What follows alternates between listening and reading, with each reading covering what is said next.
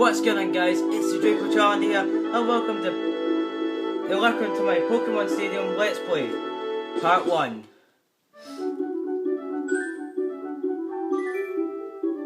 So yeah, I finally started my Pokemon Stadium playthrough, and I'm going to start at the Gym Leader Castle. Apologies that it was delayed for quite a while. There were some problems, but now it's all fixed, and now we can finally begin the playthrough. Well guys, it's been 9 years. We have battled the gym leaders, conquered the stadiums, defeated Mewtwo, got butchered in the minigames, and changed our name. So now I can say, what's going on guys? It's the Draco Charmander here, and welcome back to another video. Just kidding. It's Nath Cinderace here. Welcome back to another video. For this video, we're going to be doing the Pokemon Stadium finale. Episode 47, bonus episode 7, whatever you want to call it. In the last episode, we went through all the mini games again. I think I had a bit too much fun making that thumbnail with Ekans and Voltorb. But yeah, we did that, got destroyed. Well, that's not entirely true. I did win a couple of games. But we also did a theme battle with those teams. But for today, I seriously can't believe I'm saying this, but we are finally at the finale. It's been 9 years. And yeah, when I started this series before, it was still when I went under the Draco Charmander. Yeah, it's a weird one. But yeah, now as Nath Cinderace, I am back, and I followed through with the entire series. I have completed round 1 and round 2, and I've even shown off every feature except for one. And honestly, I'm not going to do that. I don't think it's anything different, especially considering we've done Battle Now. I think it's just like battle your 2 Game Boy games right now, basically. But you could do that in Battle Now, or Free Battle. But anyways, before we reveal who's going to be battling against who, let me give a bit of clarification as to this tournament that I'm going to carry out today. It's a tournament with 16 trainers, some of which are from the anime, some of which are based on not a trainer per se. It could be trainers, or it could be gimmicks. Like, one of the teams is based on regional forms, or in one case there is also a Paradox Pokemon represented. And if you've watched episode 1, bonus episode 1, basically the episode after Mewtwo round 2, we did a small little tournament of sorts with Team Blastoise, Venusaur and Charizard. I'm not going to say who won. Either you can watch that video so that it's not spoiled now, or if you've already watched it and you know who's winning, you basically know what team we're going to be battling with or against in today's video. Also, I will, of course, be playing as some of the teams because you can't do CPU on CPU, unfortunately. So it's all about, I'm still going to apply the whole I won't switch kind of thing. It might be a handicap, I don't know. It really comes down to how the battles go. So the teams aren't all super strong Pokemon. Some have unevolved Pokemon, some have weak fully evolved Pokemon. You know, it's based on teams. It's supposed to be faithful to the teams that are represented in the anime, in a previous episode, whatever. So that's what's going to happen. Now, also, I do have a spin the wheel ready, so we can pick who's going to battle who And I also have another app that will basically show us who's against who won, you know, who moves on to the next round. So, all of that out the way, we're going to cut straight to the spin the wheel to see who is going to battle first. But before I do, there is one more thing I want to say. I want to mention all the teams that are battling first. There's Ash's team, which I think I'm going to use Orange Island's Ash's team because we've never actually seen that team together. There's also Misty's team, Brock, Jesse, James, Gary, the red, blue, green, the winner of the bonus episode 1, that team, the gym leaders from 4 to 8, that's what I mean, it's basically their aces as one team. Who else is here? There is the Pokemon League, so Lorelei, Bruno, Agatha, Lance, the rival, and Drake. Yep, I'm including Drake, who, those who don't know, is the champion of the Orange League.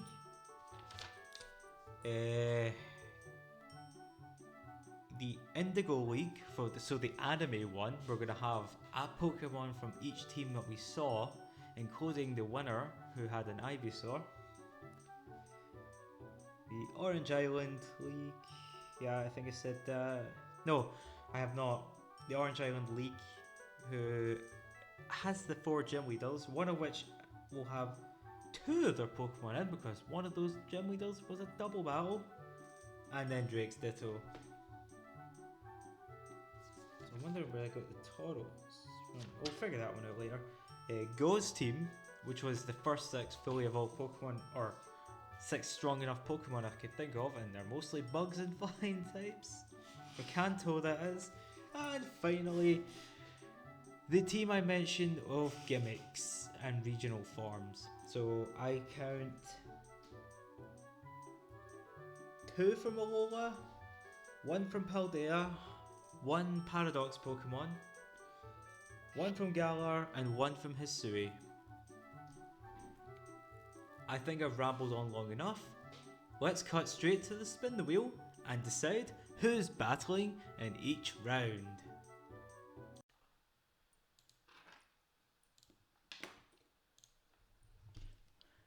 And we are here, guys. It is time to see who is battling one another.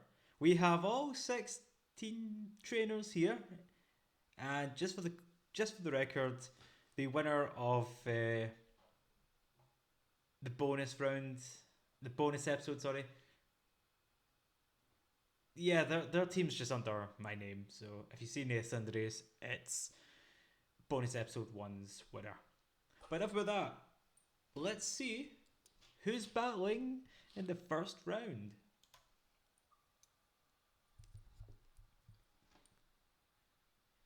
Everyone is fairly equal, so we'll see who's just got the best team. So first round is Gary Oak himself. So who's he battling?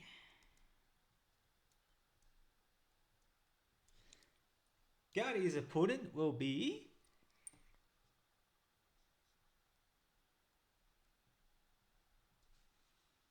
James. Okay. Gary versus James. We'll see how that goes. Just because it's one of Team Rocket doesn't mean they're automatically going to lose. Remember, Jesse and James have had their moments. Okay, for round 2, we have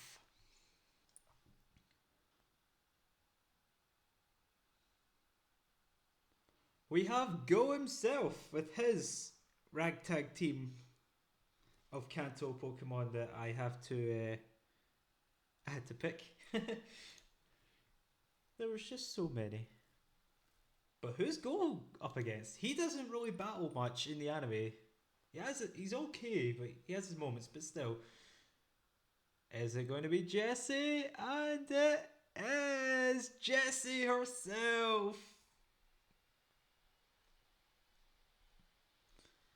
Silence now, silence. Yep. I've just realised in the first two rounds we have G versus J, then G versus J. That's quite a coincidence. Okay, third round.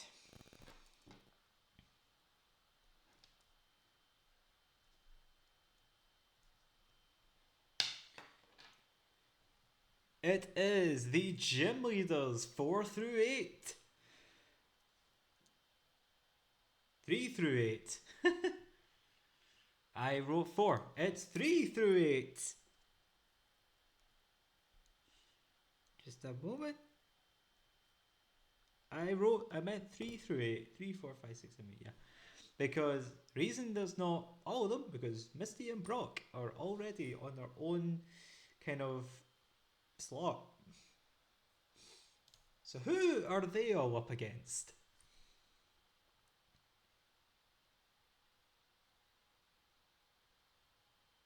Oh, we nearly had the gym leaders against the league. It's Green's team.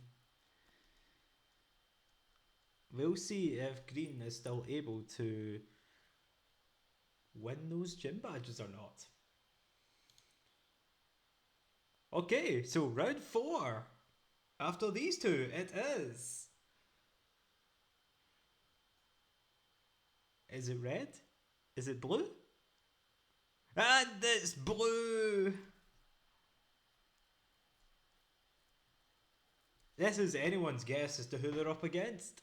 Blue versus...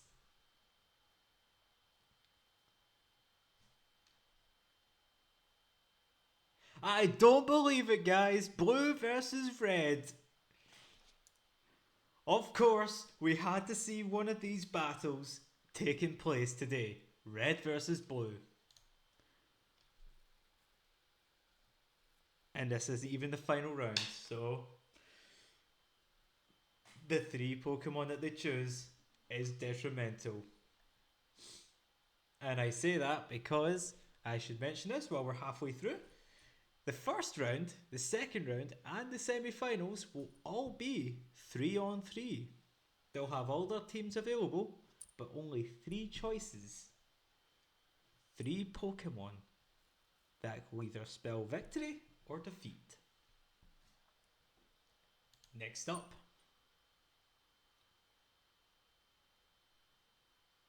Oh, is it me? No, it's the league. It is the league.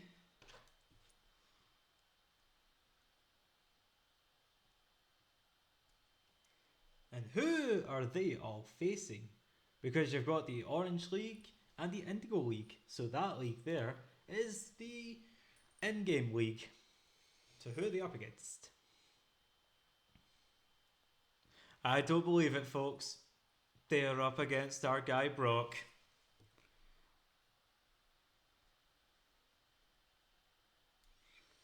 With only 6 people left, we still have the Indigo League, myself, Misty, Ash, the regional forms, and the Orange Island League. Who is next?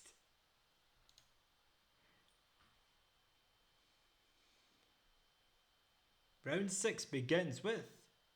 is it the Orange Island League? And it is! It's the Orange Island Gym Leaders, along with Drake.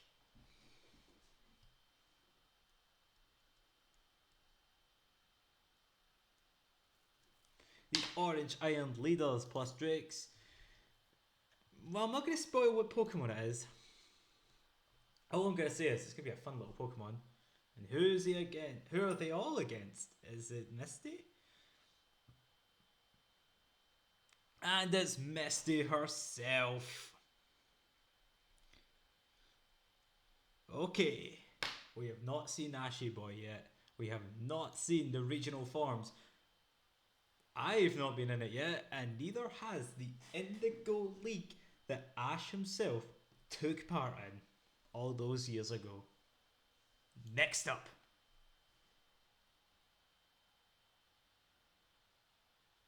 Who is it? It's the Indigo League! Sporting that random Ivysaur that won.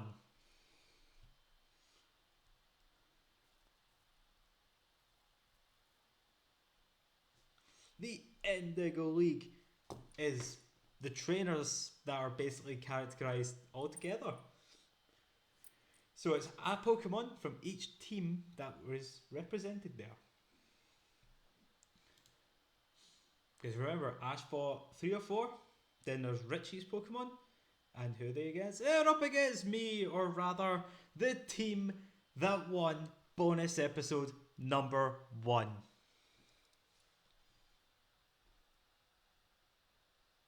And like I said, if you have not seen that video yet, and you don't want spoiled, feel free to check out the episode and we will find out together if the team that won that episode can win it all today.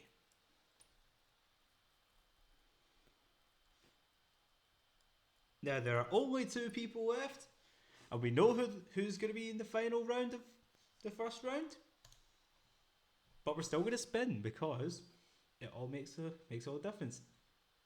And it's our guy Ash Ketchum from Pallet Town. He is the starting trainer in the final battle of round 1.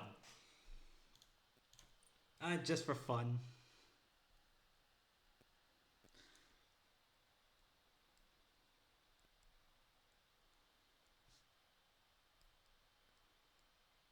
it's the regional forms to close off round 1.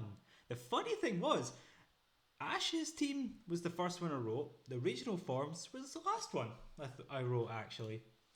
And with that, we have our matchups for today's battles. I will once again show them off at the just before round 1 begins. I'll see you all in just a moment. Okay, we have our matchups for round 1. So the first match of the day will be against Gary versus James, followed by Go versus Jesse in round 2. The gym leaders 3 to 8 versus Green in round 3. Then we have the infamous Red versus Blue in round 4. And then kicking off the second half, it is the Pokemon League versus Brock. The Orange Island Gym Leaders, or the League rather, versus Misty. The Indigo League against bonus episode 1's winner in round 7. And finally, ending it off with, and you can't really see it here for some reason, I'll just do this down here, Ash versus, you still can't see it, Ash versus the regional forms. So, without further ado, I think we're going to kick off this tournament. And it starts off with Gary versus James. Feel free to think about who do you think will win this little tournament of ours. Because frankly, if I were to guess, I'd say I've got it all the way. How could I not? I've got it all the way. So, I will see you all shortly, where we begin the tournament. Okay, round 1 of this tournament. We have Gary's team consisting of his starter, 2 Denidos, Arcanine, Magmar, which I don't know if is evolved or not, and his EV, because remember, there is no Umbreon. Followed by James, who has his signature Weezing and his Victory Belt, along with his Growlithe. The Magikarp that he bought off the sales guy, I would say Gyarados, but technically he released it at that point, using the words, "I don't want to be your master anymore." So, his Weeping Bell, which he traded his Victory Bell for, and then in itself released it.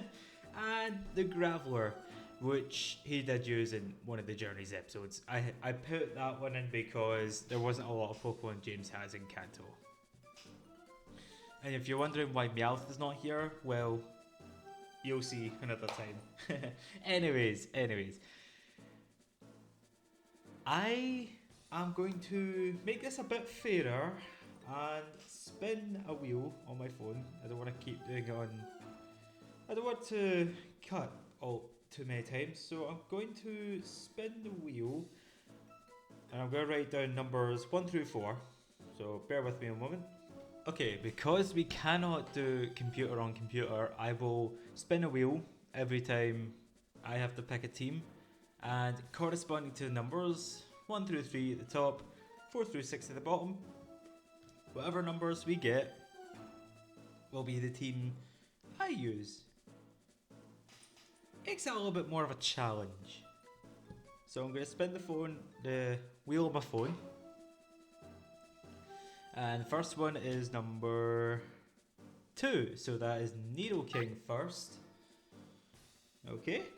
Next up is number... I think it's 3. Yep, number 3. So Nidoqueen. I really hope he doesn't use Magikarp. I know it might seem a bit unfair, but theirs is supposed to be a bit more... They're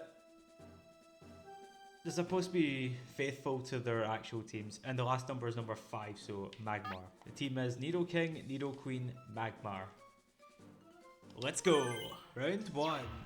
The free battle is on! This battle will be played according to Prime Cup rules. No! What are you doing? Okay.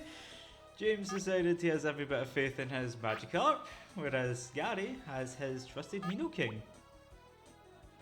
Let's use Bide. We're going to use Bide and see how much damage we do. Here's the first move. It's a light hit. So this is how the tournament is going to run. The first few rounds will be rounds with 3 on 3. It'll be the finals where it will be a full team. I might do it for the semis because it's 2 battles. What now? A light hit. But for the first round and the second round, it'll only be 3 Pokemon per team. What a furious battle. Yeah, he's going to Splash and we're going to Bide. It's still biding its time. Neither one is conceding an inch. So yeah, like I said, I could give him a Gyarados, but it wasn't his when when it evolved. Besides, we all know James is infamous for getting the Magikarps, so it kind of feels right that it has to be Magikarp. Point of splashing.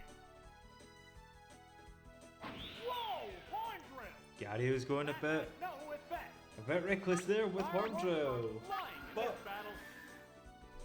we'll see just what happens next. James could just be fooling around for now. This Magikarp could have... That attack is totally ineffective. Yes, I know. That's it. James could be just holding back.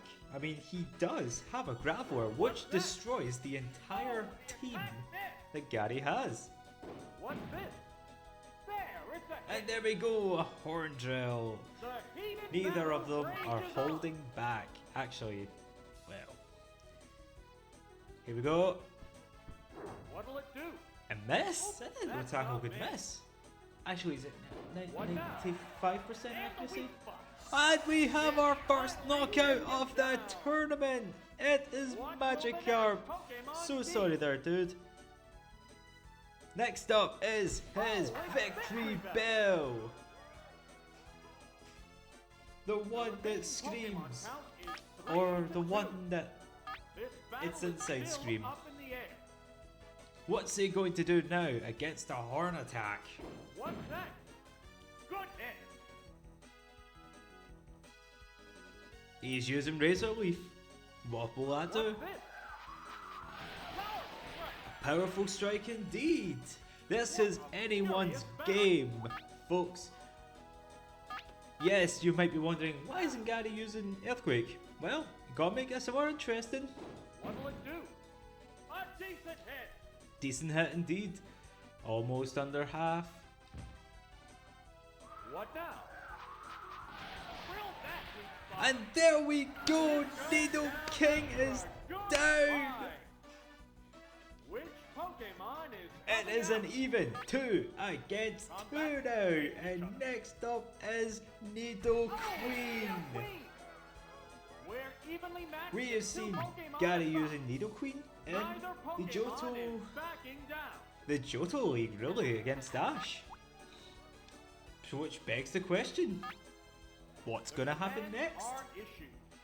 A rock slide, okay. Yeah, it's Didn't a do hit. as much damage as we think it would, but it was still better than nothing. If only they What's flinched. this? Hit the But look at that, another powerful hit. Neither one is conceding an ace. Another powerful hit from Victory Bell. But what's this? It's an earthquake! Earthquake. What will be? It is Is it earthquake! down and out? There's only one Pokemon left in reserve. Oh, it's Traveler. And we have his final Pokemon, Remaining Pokemon stock is Graveler. The 10th battle If continues. Graveler takes out Needle Queen, What'll it do? will Gary have a chance to win? Effective. Earthquake! And Wow, that's an effective hit. knockout! Needle Queen is going down! We're down to one Pokemon aside. Magmar has to pull all of these stops Oh, it's if not- they wish to win this fight. There's just one Pokemon aside now. And what's Gary going to Battle go is for? coming right down to the wire. He's using Confuse Ray to stall for time. Useless. It's confused. But what happens next? It pulls off Earthquake. It's doubly effective. Oh, is this it? And no! Take it down with one And hit. Magmar goes down with one hit. Goes the battle. Ladies and gentlemen, we have had our first knockout of the tournament. James has proven Team Magikarp will go all the way. And now we will look at the leaderboard to see who is next. And with that, we now have our first victory. James is moving on to the quarterfinals. Next up, will his comrade Jesse be able to win against Go? We will find out right now as match 2 of round 1 begins. Okay guys, we are now on to the second match of the first round. It's Go's team with his Scyther, which was a Scizor, but we don't have Scizor in this game. His Raichu, the Pidgeotto he caught in that one episode, his Aerodactyl, Venomoth, and Exeggutor. Versus Jessie, who has her trusted Arbok, everyone knows her Lickitung, Meowth because she doesn't have Wobbuffet, her Shelter that she caught in that one episode that she never got to keep for long, Hitmonlee, which she stole from someone. She successfully stole and commanded it against Ash's Primeape in that one tournament episode. So hey, she's got that. And her Charizard. Well, I say her Charizard. This was early gotcha machine antics where Ash and Brock had to battle her and James, and they had a Charizard and Aggron respectively. So, let's spin the wheel again and we will see what numbers we are going to get for Go. Okay. And the first Pokemon we will be picking for him is number 6. His Pidgeotto. And his next number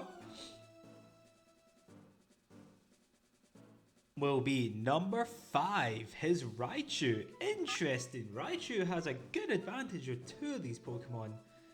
And his Pidgeotto has the advantage over his Hitmonlee. And the last number is number 2, his Scyther. Best of luck, you two.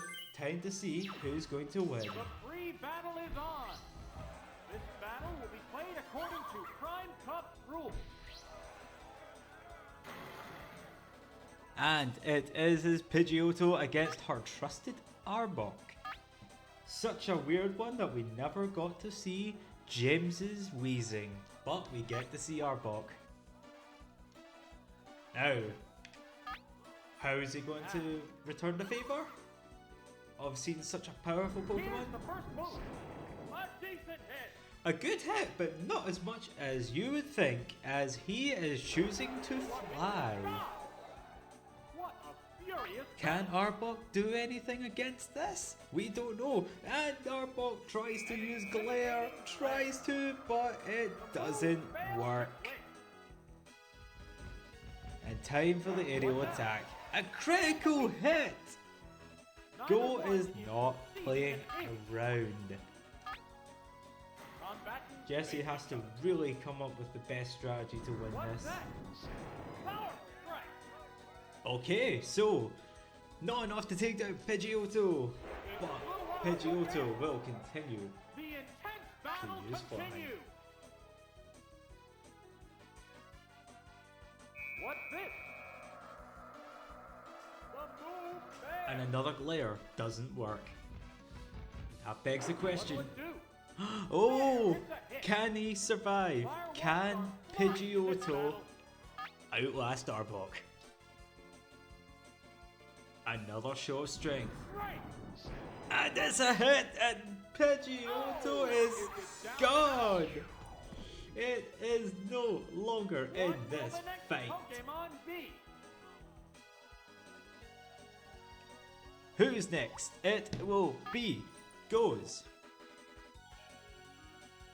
Raichu. Oh, Raichu. It has to make up for lost We ground. remember his Raichu, the one that he caught as Pikachu, who evolved in the same episode and likes to give other Pokemon berries. A very caring Pokemon indeed, but what about its strengths? Let's find out. Awesome And a critical hit again, and Arbok is down! Oh, Goodbye, Arbok. Who is next? Pokemon is coming out. Anyone can still win this fight. And it's her Lickitung! It is her The Lickitung! Pokemon are entirely different types. A battle of 2 powerful Pokemon is about to take place. Let's go. Let's see if Thunder will land the mark. And it misses! But Lickitung knows Earthquake! Earthquake. It knows Earthquake! And it got a critical hit! Wow, take him down with Lickitung! Wow, if Raichu landed that Thunder, that could have made Pokemon left the in difference. Oh, it's Scyther. And it goes last stand. It is Scyther against Lickitung. The 10th battle continues. Go's only chance is to survive and take down Lickitung. But he's using double team. More evasive. When we first saw his Scyther, it used Swords Dance before it got knocked out with one hit. But this time is another story. Furious battle. Scyther doesn't have that many good moves. It doesn't even have Fury Cutter. This is the Prime Cup. So, what's gonna happen? What's this? Yeah, it's a hit. We don't know because Scyther has just been fully Neither one paralyzed. beating an inch. This is it. Is Lickitung using Thunder? And it misses. It misses. It's concentrating And on its Scyther base. continues to increase its The evasiveness. battle continues. Will that make all the difference? We shall find out as the battle continues. Lickitung going for another body slam. Is this gonna be it? What'll it do? And another miss! Hits the target. Go is really getting lucky with these. And now he's using Swift, which does quite a lot of damage. Fireworks are flying in this He battle. does have it Hyper Beam, but he's trying to be careful. If he uses Hyper Beam and it doesn't take out Lucky Tongue, he is a sitting duck. What now? And another miss! Another miss! And another critical hit! He lands a second critical hit. Excitement is building over this hot battle. What's he going to do now? Can he take down the Lucky Tongue? And it knows Blizzard. Its moveset is now revealed. And another miss! And he's using Hyper Beam at last. And another critical hit. It finally Nice one, Go. Your Scyther is truly a fighter. both combatants are down to their Who's the last next Pokemon? Oh, It is Hitmonlee, the Kicking Fiend. The Pokemon that Jesse successfully stole for a while before they lost to Primeape. And it missed! It missed and it crash landed, only dealing 1 HP damage. The heated battle rages on. Anyways, how is this going to end? What's that? Oh, but he landed the mark this time. What's this? A decent Okay, so Go got a bit of damage hit. with What a that furious Swift. battle. Jesse's in a bit of a situation. 2 double teams. Not a lot of good moves against Scyther. What'll it do? Still landing the mark, not crashing a second time. What now? And Go is just chipping away, making sure that if he uses Hyper Beam, it will defeat Hitmonlee. Time to see what's going to happen next. What's that? Oh no, and Hitmonlee got the critical hit! Scyther is down. Fine. Nice ones, Hitmonlee. Well done. The battle. Hitmonlee was just hanging in there. Who knows what would have happened if Scyther landed the Hyper Beam. And now, we see Jesse moving on. So we now have James's opponent in round 2. Okay, so Team Rocket have went 2 for 2. Both members won their first rounds. Gary's one was quite surprising, but Go's one was really close. We couldn't have seen a more better battle, and this is only the second round. Next up is the gym leaders from 3 to 8 against Green. But the question is, which 3 gym leaders aces are we going to see? And how is Green going to counter this team? We will find out right now. Okay guys, we are now on round 3. And this is the gym leaders from Pokemon, well, Red and Blue, but it's their anime aces. So we've got Surge's Raichu, Erika's Gloom, which she did use. Koga's Golbat, got lost track there. Sabrina's overpowered Kadabra. Blaine's Magmar, and finally Giovanni's Persian, which, I mean, he's a ground type user, but still, he's his Persian. You can't go without seeing it. And versus Green's team from Let's Go Pikachu and Eevee, with the exception of Venusaur, because Red and Blue are indeed in this tournament, and we just gave her Venusaur. But anyways, time to spin the wheel and see what numbers are going to fight, or in other words, what gym leaders are going to fight. So it's number 6, first of all, Giovanni's Persian. Secondly, it will be, I don't believe it, it's Erika's Gloom. That's number 6 and 2, and number, what will be the last one? It will be number 4, Sabrina's Kadabra. Now, Kadabra has an advantage over 3 of Green's Pokemon. Which begs the question, will type advantage be enough to overcome this strong team? Let's find out as we begin round 3. The free battle is on.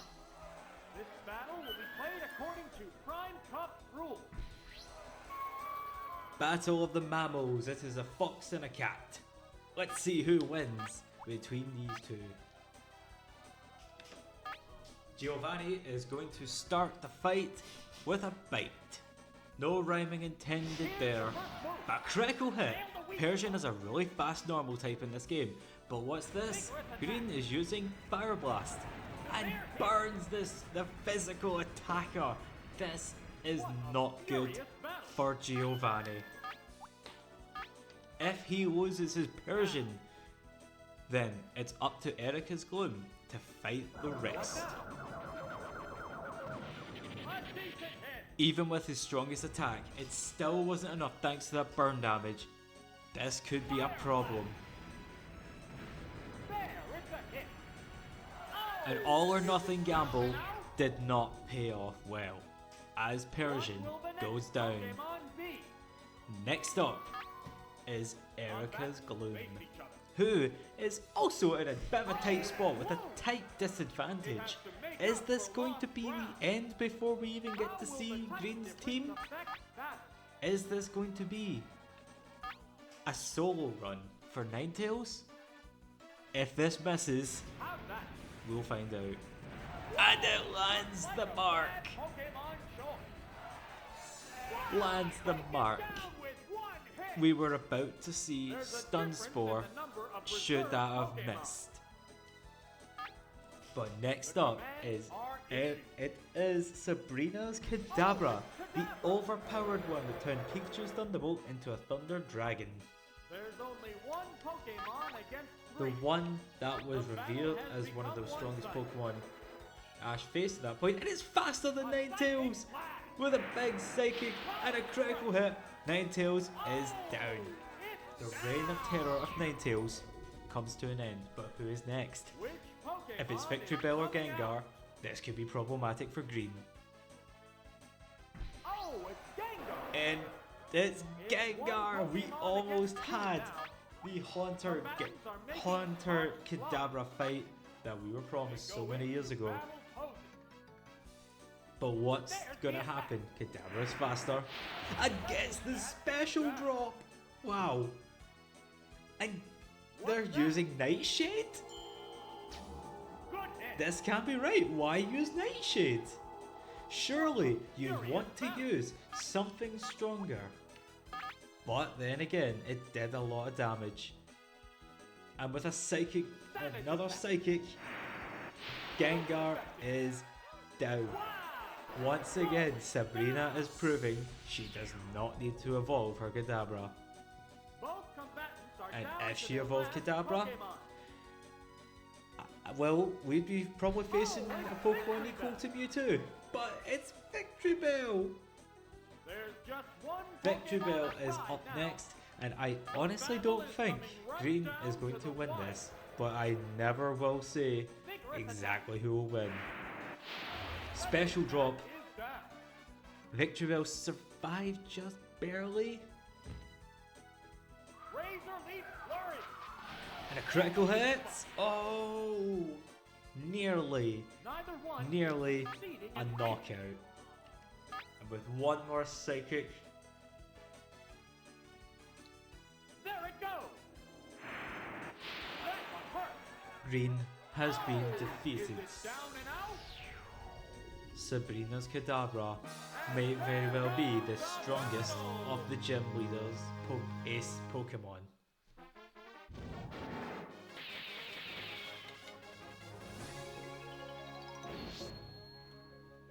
And with that, guys, round 3 has been completed. Now back to the table. Okay, so we've now got 3 of our quarter finalists, 2 being Team Rocket and 1 being the gym leaders of Kanto. If Kanto wins their next round, then in the semi-finals we might very well see all 6 of them battling it out together. Up next is the legendary matchup that is Red and Blue. So be sure to look forward to that one because it's coming at you right now. Okay guys, we are now in the final battle of the first half of round 1. We have Blue's team with his infamous Blastoise and the rest of the Pokemon which will hit like trucks, or will they, against Red's team with his Charizard and his other Pokemon which will also hit like trucks. And the fact is, there's agility on there. And I, for one, am so happy to see that we finally have agility on battling. Anyways, we are rolling for Blue, and his first Pokemon will be number 4, Rhydon, who is great against 5 of his Pokemon. 6 if you want to count Lapras, but Lapras is also strong against Rhydon. So Rhydon could be the best decision or the worst, depending on what Red goes for first. And it's number 5 next, so Exeggutor, which means he has a cover for every Pokemon on his team. And the final Pokemon is number 3, Alakazam. With the power of Rhydon, Exeggutor and Alakazam, can it conquer Red's team? The free battle is on. This battle will be played according to Prime Cup rules. Rhydon and Persian, this is our second consecutive battle, leading off with a Persian. Now the good thing is, for Blue's sake, is that Persian is one of the Pokemon that will not do much against Rhydon. We already know Persian's moveset, Here's the first move. so it's up to Red what he wants to do. But that was a really strong hit right off the bat. Fissure. That had no Using effect. Fissure is not going to help any. Furious bounce. Now,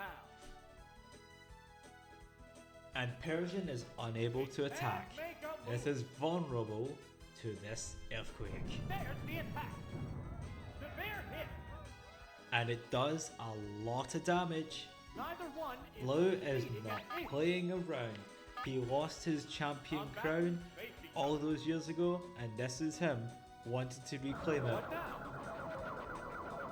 The attack wasn't effective. He is wanting to prove that Rhydon and the rest of the team will beat any Pokemon type, as he so promised. Is it down and out? What will the next Pokemon With Persian be? down, who's next? And it's Jolteon! It is if it is Trench and Jolteon having a fight. How will the type difference affect battle? Let's see what happens next. A pin missile. Okay. What's next? It's a light hit. It is concerning that Red, is not using Lapras. Could it be that Lapras has not been selected? If so, that could be a big problem.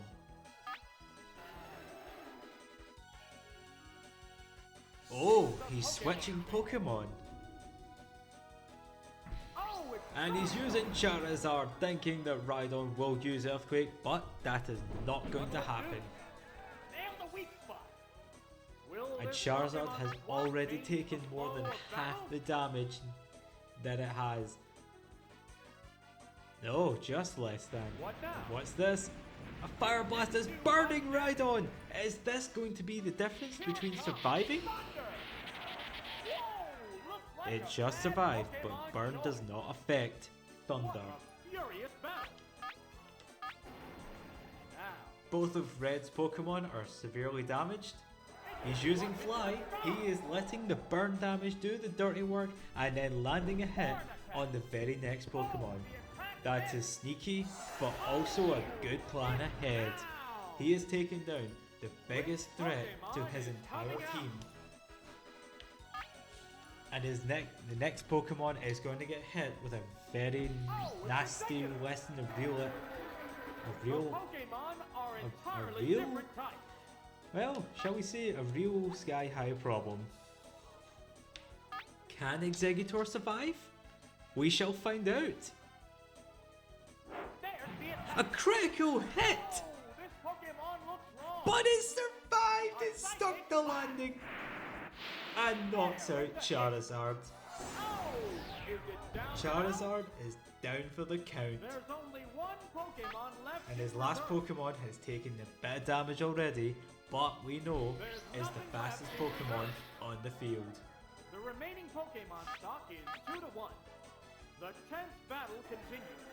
Both trainers do indeed still have a chance to win. Quad effective, 5 times. Executor never stood a chance. Down. And the final Pokemon We're down to has to one make sure that they Pokemon can aside. get around that nasty pin missile and speed coming from Jolteon. It's Alakazam! There's just one Alakazam Pokemon aside now. has to do whatever The it battle is takes coming right to down the survive. wire. But what's Blue going to do? Red's using Thunder, hoping for a paralysis perhaps? It does not land. No paralysis, unfortunately. What's that? A decent hit. But that Psybeam did nasty Neither damage one also. is succeeding an inch. But that's the only good move Alakazam has. It has Hyper Beam, but its physical attack won't be enough. How's that? 3 hits, Wow, that's an effective and hit. it survived.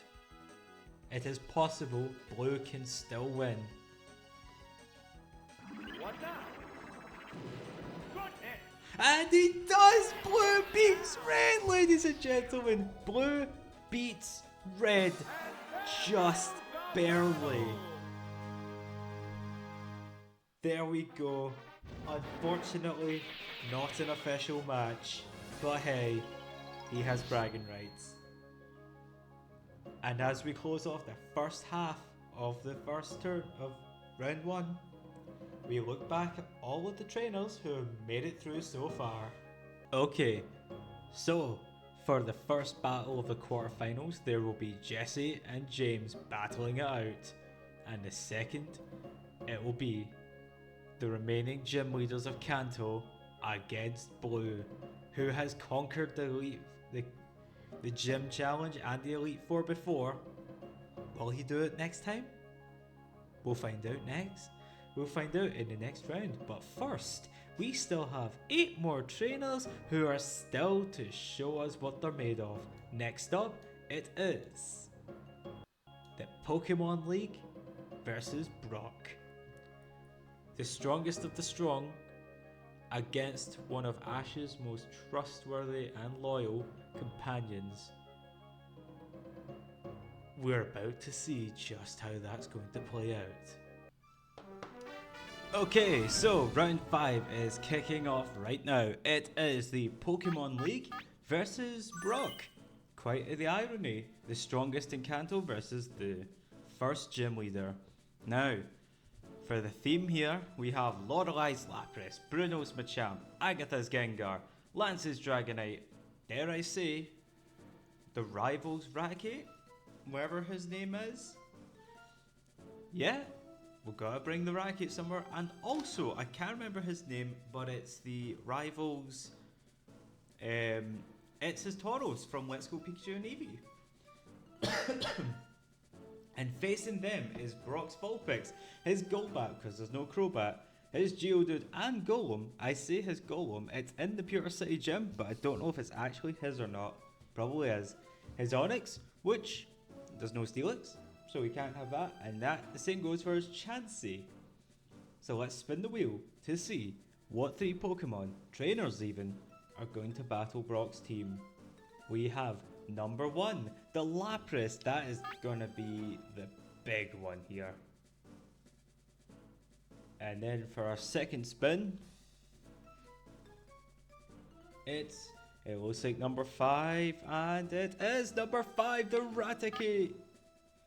Bit of lag there, but we'll fix that before the battle starts. And the final number will be number 3, the Gengar. Is Lapras all that we're gonna need to see a victory? We shall find out right now.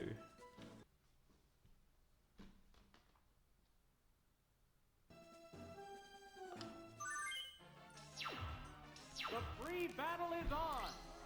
This battle will be played according to Prime Cup rules. Lapras and Vulpix. Now, at first glance, this seems like an unfair advantage for them, but I can assure you, anything can happen. This Vulpix could be the one to win it all. And it's faster, using a flamethrower. And it does 100 HP, the equivalent of a seismic toss or nightshade. Impressive. And it survived the stab bubble beam. Vulpix is definitely sticking around for the long haul. But what will it do now? It's using flamethrower! Is this going to be a big hit as well? 99 HP, slightly less than the last one, but still a strong one, and we used Mist. I wonder what they're planning. What could they be planning? Next up is another flamethrower. Does more damage, actually, did a bit more than the other two. And another bubble beam, and that will be it for the Vulpix. They fought hard, but Vulpix is going down in the end. Now who's next? Chansey could be the best bet against this Lapras.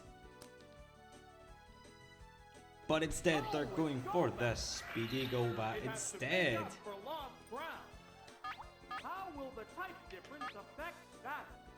And for this case, Golbat is using a Hyper Beam. Will this do the damage? If it doesn't, then they're in trouble. And it knocks out the Lapras! Lapras goes down. That was a big threat against Brock's team. But let's see how the next Pokemon faces off. And it is the rivals Raticate from the SSN. We know the story of that Raticate. Will this one go down the same way? No, it will not, because it is putting up a fight. Half damage from a Super Fang, and that Golbat is vulnerable to another attack. And here we go, a Hyper Fang instead. And it doesn't do the damage, and another Hyper Beam is coming. A powerful hit indeed, but once again, Golbat is vulnerable. What will they do now? And it's a quick attack. Same type attack bonus does the damage, and Golbat is down. If you're going to use Hyper Beam, you make sure you can do the damage. And the final Pokemon is the Chansey of all things. If Chansey takes out Raticate, it will be strong against the Gengar, as it's a special wall with 650 HP. But that was such an attack. A seismic toss doesn't quite do the damage, but we're going to see just how Raticate counters. And another Hyper Fang. And it's down! Brock put up a good fight, but in the end, the Raticate stood up on top.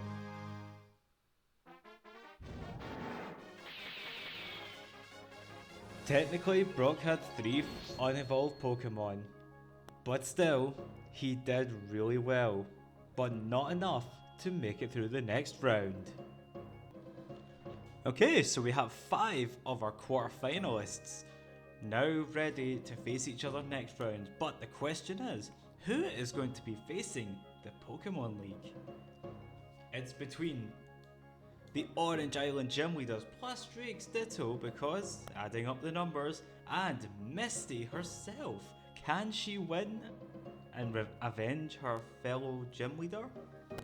Or is she also going to succumb to the power of the league? We will find out right now as the 6th battle of the first round commences. Let's not waste any time and introduce the round 6 combatants. First off, it is the Orange Island League. We have Gym Leader 1. Who did the can shooting challenge and the water race. It's her Seadra. Then there was the second gym leader who made Ash climb a mountain with his bare hands. No help whatsoever, not even from his Pokemon. Build a sledge of ice and race down the hill. He has his Electrode there, a powerful Pokemon indeed. And the third one is the Executor belonging to the third gym leader of the Orange Islands, who has a rhythm-based battling, and I'm not talking about Tierno.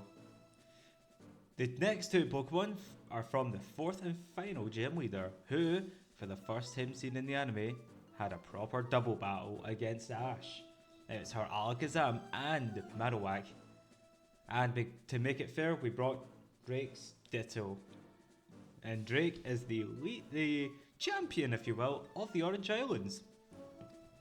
Versus Misty's team of water types. Most of them are very nostalgic. The only change is Poliwhirl is here instead of Politoed. But that's okay, because could be the one to win it all. For our first pick, I don't believe it, it's number 6! It's Ditto! Yes! We're going to see Ditto have a fight. Okay, and the second number is number 5, the Marowak. So far, I am liking Misty's odds a lot more. And the final Pokemon. And it's number 2, the Electrode, Misty's worst nightmare. We are going to see how this team is going to fare against Misty's own team. Without further ado, it's time to begin. The free battle is on. This battle will be played according to Prime Cup rules. Ditto and Horsey. We're gonna see which of these two small Pokemon has big potential. Horsey's going first, and waste no time at all to land a powerful Hydro Pump, which almost takes down Ditto completely. Wow, it transformed. I'm seeing double now. There are 2 Horsey on the field. There's not a lot this Horsey can do against the original, so we're gonna try Ice Beam and hope for the freeze. No freezing, but they're gonna try and do the same thing. What's that? And again, no frozen Pokemon just yet. Is this their end game? Freezing their opponent? And it's a speed tie. What's this? That was Again, no frozen Pokemon, but another Ice Beam is coming our way. These Horsey are just plain cold. Oh! Is it down and out? Horsey takes down the imposter Horsey. And the next Pokemon is going to be Marowak. Oh, it's Marowak. So far, Misty is holding nothing back against this team, against the Orange Islands.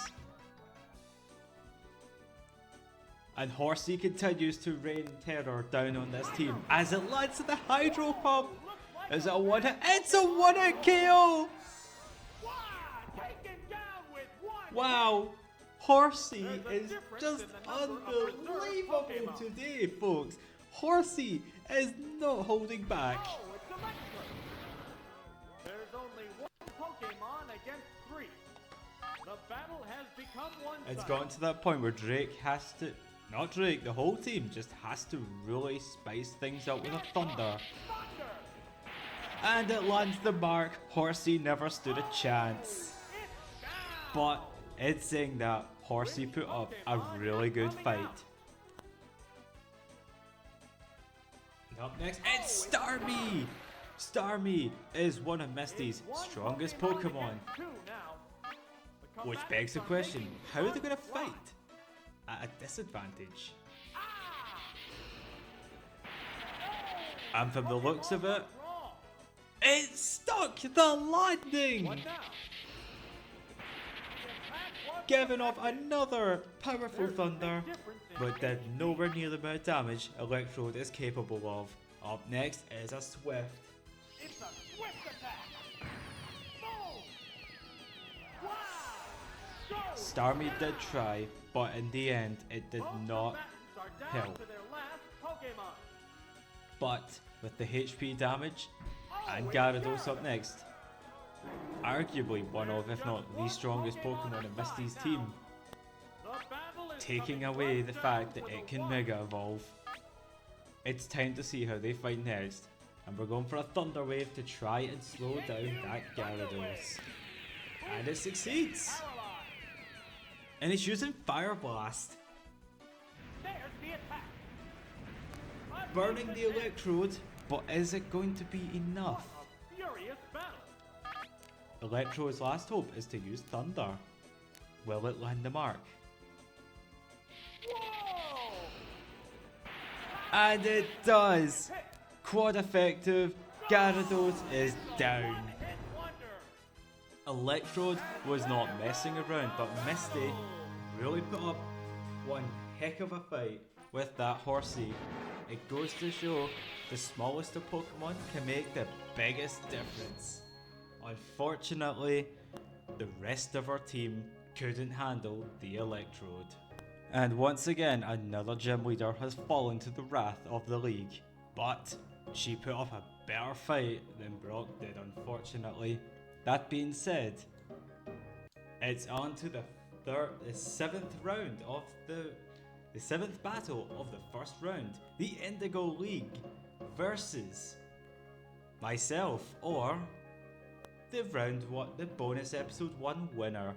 And this is your last chance. If you haven't seen that episode already, feel free to check it out. Otherwise, there will be spoilers ahead. Okay guys, we are now on round 7 of this pristine battle tournament. To start off with, we are going to introduce the Alolan team. The not so Alolan Exeggutor that was used in the round 1 in the Indigo Plateau, where Ash's Krabby, who had a disadvantaged type, experience and level, came up on top and evolved even. The Cloyster in round 2, that a series of Crab Hammers proved to be stronger than the Iron Will of Cloyster's withdraw. The Nidorino that Ash's Squirrel took down mid-battle, or we saw mid-battle. This Bellsprout, who was shown to be unstoppable. Pikachu, I've did it again, calling it Pichu. It's Sparky, Richie's Pikachu, who then lost in the finals against Ivysaur, if not the semi-finals. The Ivysaur, who basically won the entire league anyways. Versus the winner of the bonus episode round 1's team. My blue team, if you will. And I will address them by their nicknames. It's Barney the Blastoise, Bolteon the Jolteon, Trench the Rhydon, Boo the Snorlax, yep, Stan the Dragonite, and Alola the Exeggutor. Now, you probably have seen already, both teams have Exeggutor, but that doesn't mean that we may see an Exeggutor and an Exeggutor battle, but who knows, we could be in for a treat. So let's spin what Pokemon we're going to be using today. First off is number 1, and Exeggutor, who has an advantage over Barney and Trench. The second Pokemon is Sparky, Richie's Pikachu, not Pichu, Pikachu. And the final Pokemon that's going to be battling will be number 6, the Ivysaur. Let's see what kind of battle these 3 Pokemon put up against. My stadium team, if you will. The free battle is on. This battle will be played according to Prime Cup rules. Oh no, it's Exeggutor against Trench. This is going to be one heck of a battle. It's building energy for the next attack. The opposite team is also the one I used to conquer Stadium rounds 1 and 2 for the first time ever with my own Pokemon that are from Blue. So yeah, these 6 have a special place in my heart for Stadium. So I'm hoping they win, but then again, I'm not going to pick sides. Unfortunately, Trench goes down with one attack. At least it did damage with the earthquake. And it's Executor on Executor, as promised. Kind of. Here is the Executor battle we have been waiting for. Executor versus Alola, who's also using Solar Beam. But we're going to try and put a stop to that. Special drop. That's a good sign already. They'll take more damage from a special attack and they'll dish out a weaker move. Speed tie, so can we get a second one? Nope, not a second one, but it's okay because the Solar Beam is still going to be weak. But that was a critical hit. Weak? I think not. That was definitely a powerful hit. And they're going for a second one, perhaps hoping for another crit? We'll find out in the next turn. Another special drop. They really need a critical hit if they hope to stand a chance against this Executor. This is truly the march of the Executor squad. Another critical hit! They pulled it off. 2 critical hits in a row with Solar Beam and Executor goes down. That's Trench for you. Very powerful. Up next is Sparky.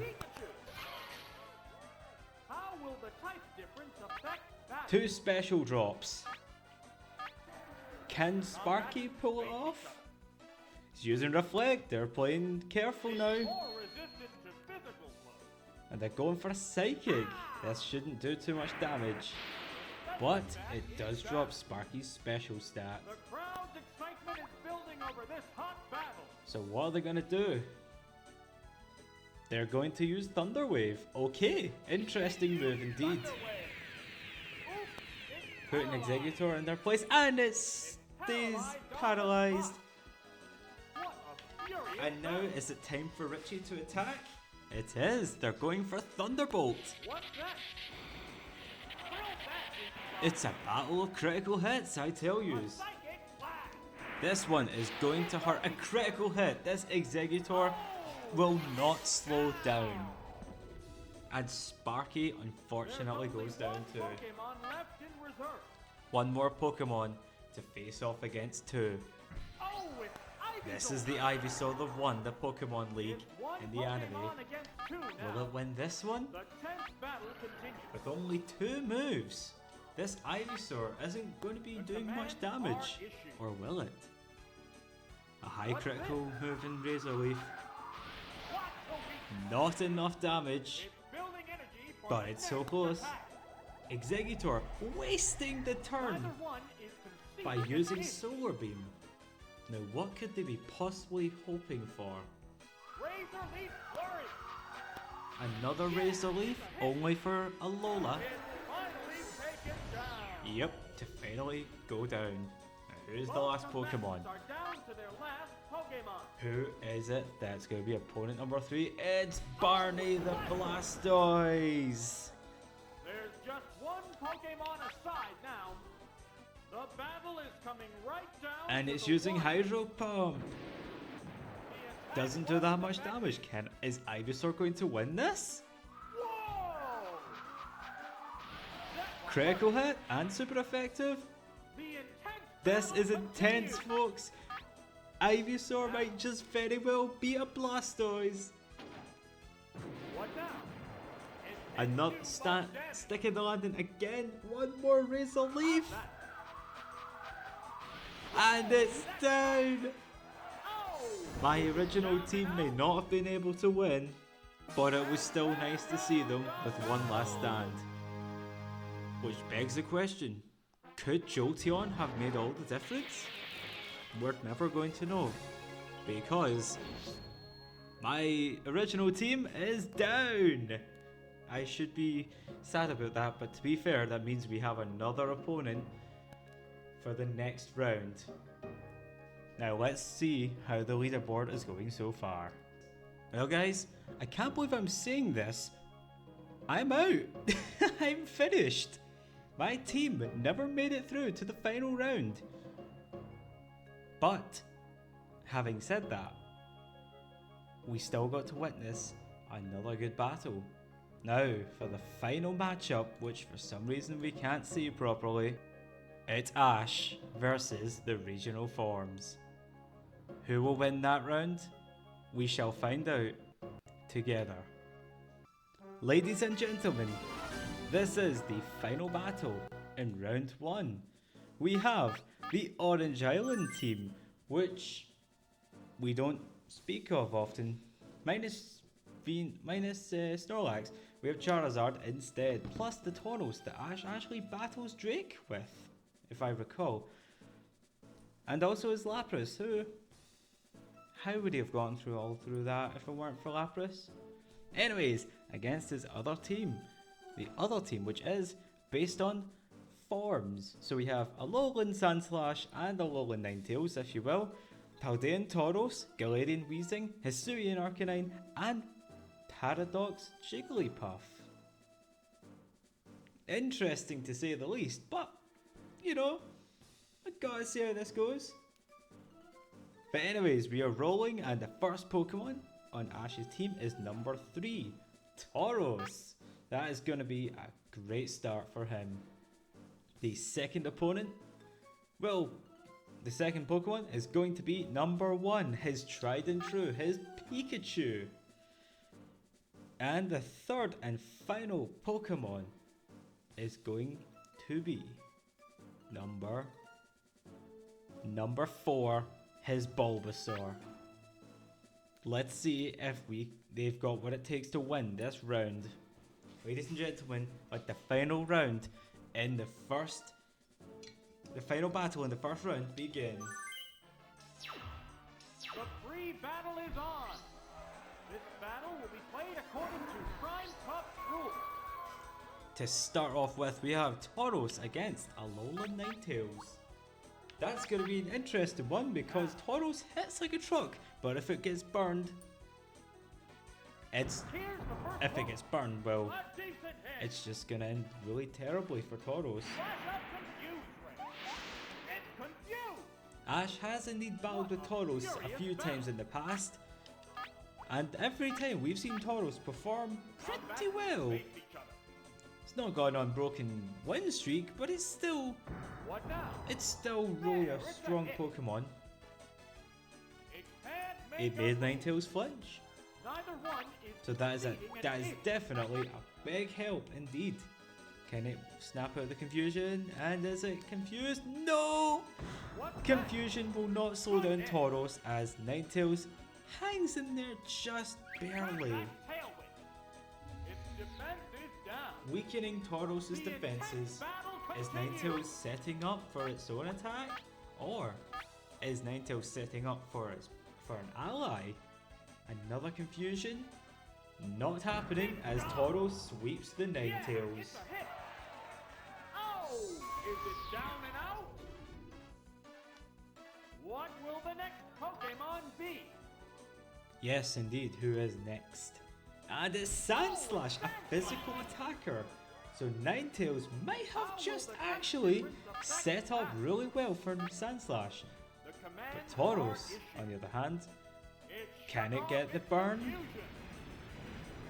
It didn't get the burn, but it still did significant damage. And now Sandslash is using Dig. There's nothing Tauros can do apart from a move that we don't often see any Pokemon use. Unfortunately, this is Gen 1, so there's no defense up. That did a lot more damage thanks to Tail Whip. Can Skull Bash do the damage that Tauros needs?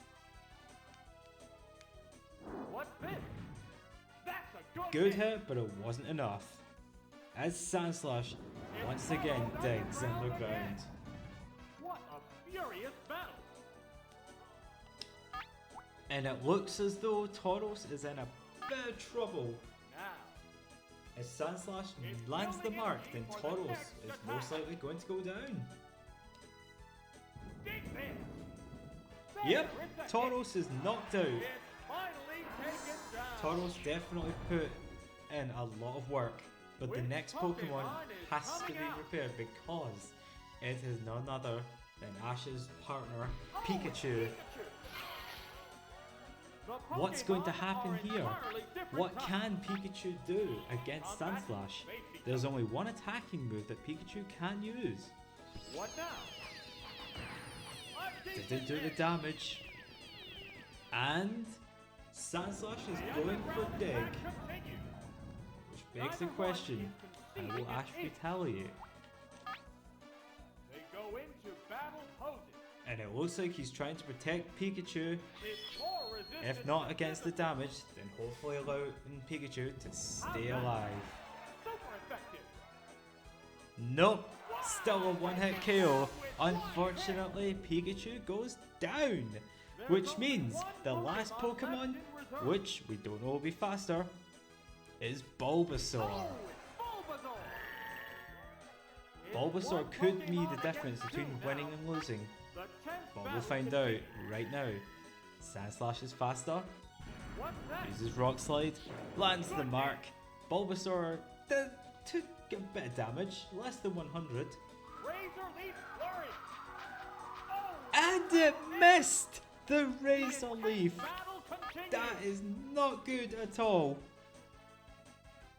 Sandslash now starting to set up, knowing that Bulbasaur may take it down. Using the Razor Leaf again. Will it land this time? Yes, it does, with the critical hit. Goes down after a good fight. Good fight indeed. We're down Sandslash to one truly did Pokemon aside. do its job right. Tauros is the final Pokemon on the team. There's just one Pokemon aside now. What's Ash going to do to The combat battle this is coming Tauros? right down to Using the Bite. wire. It's biding its time. Leech Seed, okay. Yeah, it's a hit. Seeding the Tauros. What a furious battle.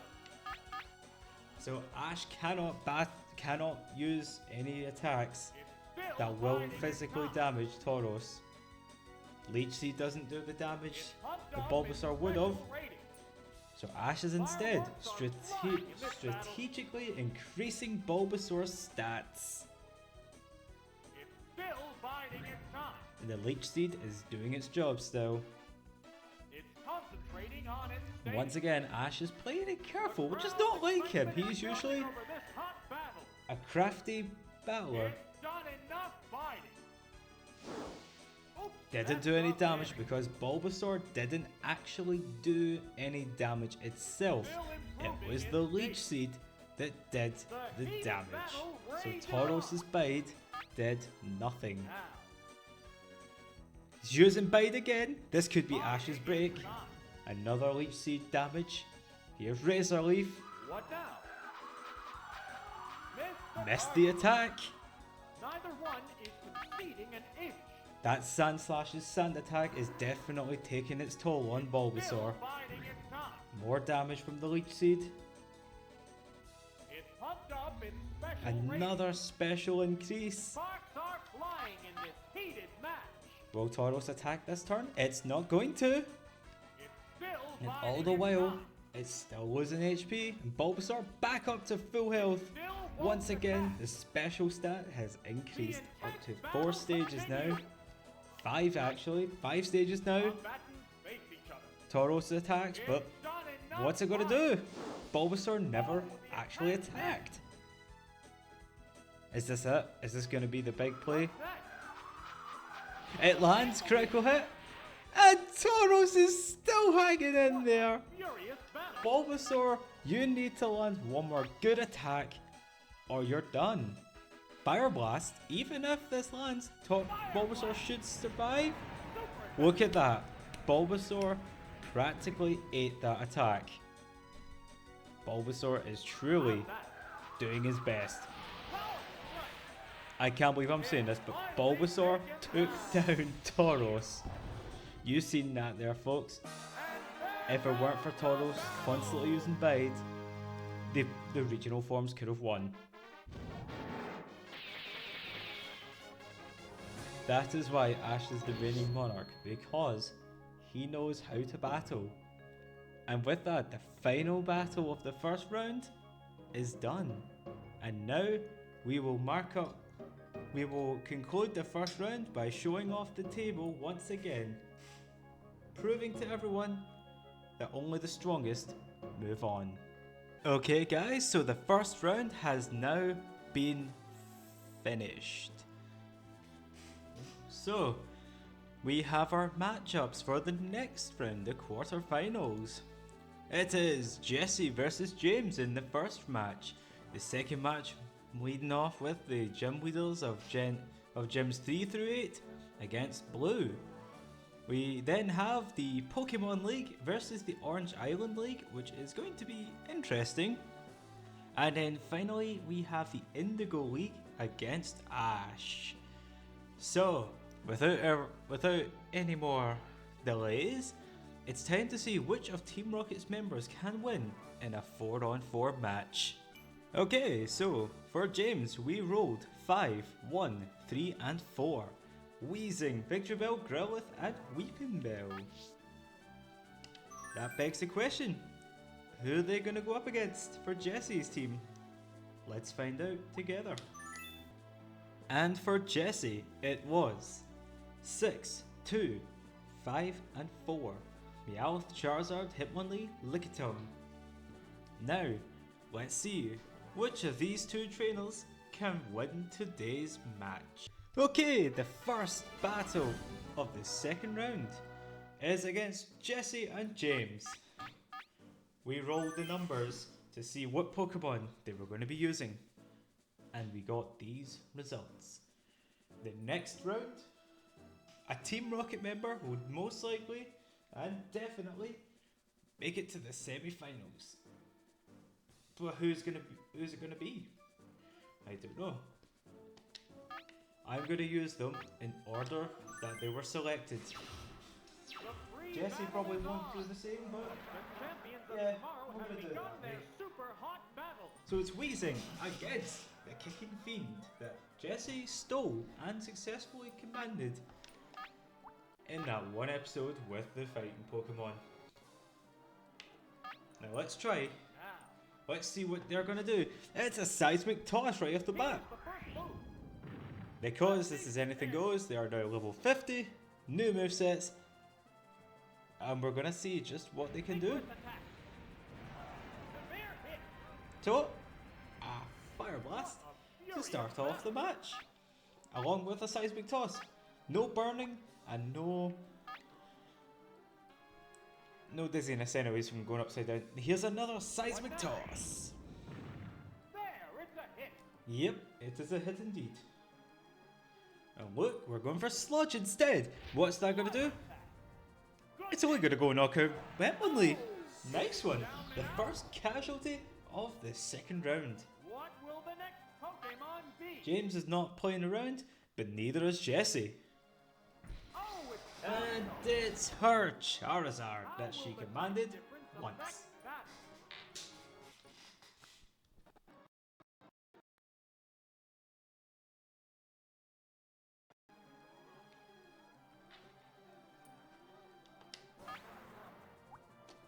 I think we are ready to continue the battle with a Fire Blast. Can Charizard land the mark? And it misses!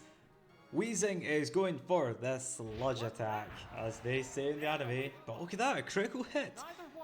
It did alright damage, could have been better, but no, still did some damage. What are they going to do? Oh, Charizard is going to fly in the air, which will inevitably mean a miss from Sludge. The intense battle continues. Which begs the question, what's James going to do? Can he do anything now? What'll it do? He still can! Wheezing hangs on thanks to his bulkiness. Using Sludge again, is that going to be it for Charizard? Absolutely not. Fireworks are flying in this battle. It's down to the next attack. One of these Pokemon are going down this next round. So we're flying again. Using Sludge again to no avail. How's that? Missed the target. What a The furious only problem battle. is Charizard has to be taken down for James to have a chance at winning. Here comes the aerial attack. There, it's a hit. And Weezing is Must be down! taken down. His next two What Pokemon, will the next Pokemon next be? 3 even, are not that great against fire types. Oh, it's And here's Victory Victreebel with the screams of its fallen comrade. How will the type difference Or so we affect think. that? So what's this Victreebel going to do? In the face of terror. There's a Fire Blast, will it land? Savage attack. And it lands with a burn! Bad Pokemon But go. Victreebel hangs in there. Just manages. What's that? A critical hit slam equals Charizard going down. Is it down and out? That burn meant Which nothing to Pokemon Victreebel. is coming out? Jesse still has 2 Pokemon left. Oh, it's Meowth. Meowth, that's right. Has to make up for lost ground. Can Meowth battle Pokemon are his entirely heart different out types. like he's done so many times in the past? A Thunderbolt What's this? Oh, doesn't do enough damage despite the critical hit. But Victreebel is not going down without a fight, and with that defense drop, this could be the difference between winning and losing. oh, it's And unfortunately, Victreebel has succumbed to the damage from the next burn. Pokemon is being The pressed. next Pokemon on James's team Now. is his Oh, Growlithe. it's Growlithe. It's a battle of cats and dogs as we continue on this match. Types of Pokemon. But Meowth has a weakened defense stat, so will Growlithe exploit it? Or should I say, Growlithe? That was a critical hit, and a very big one at that. Severe hit.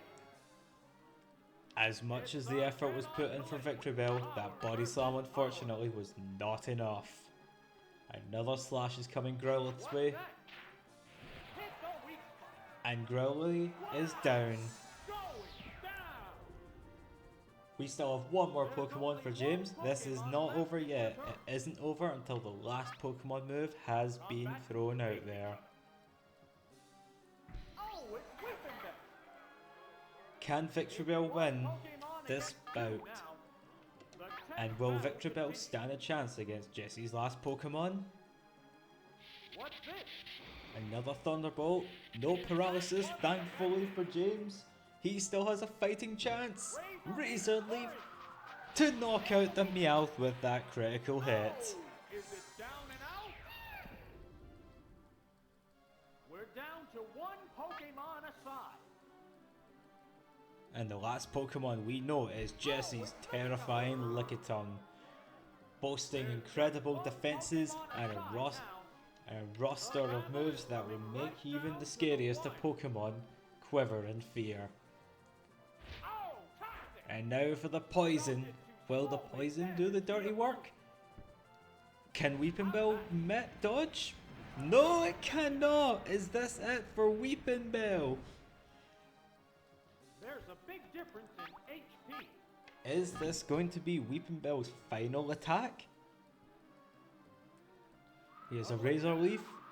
It'll be a critical hit, yep. Plenty of damage.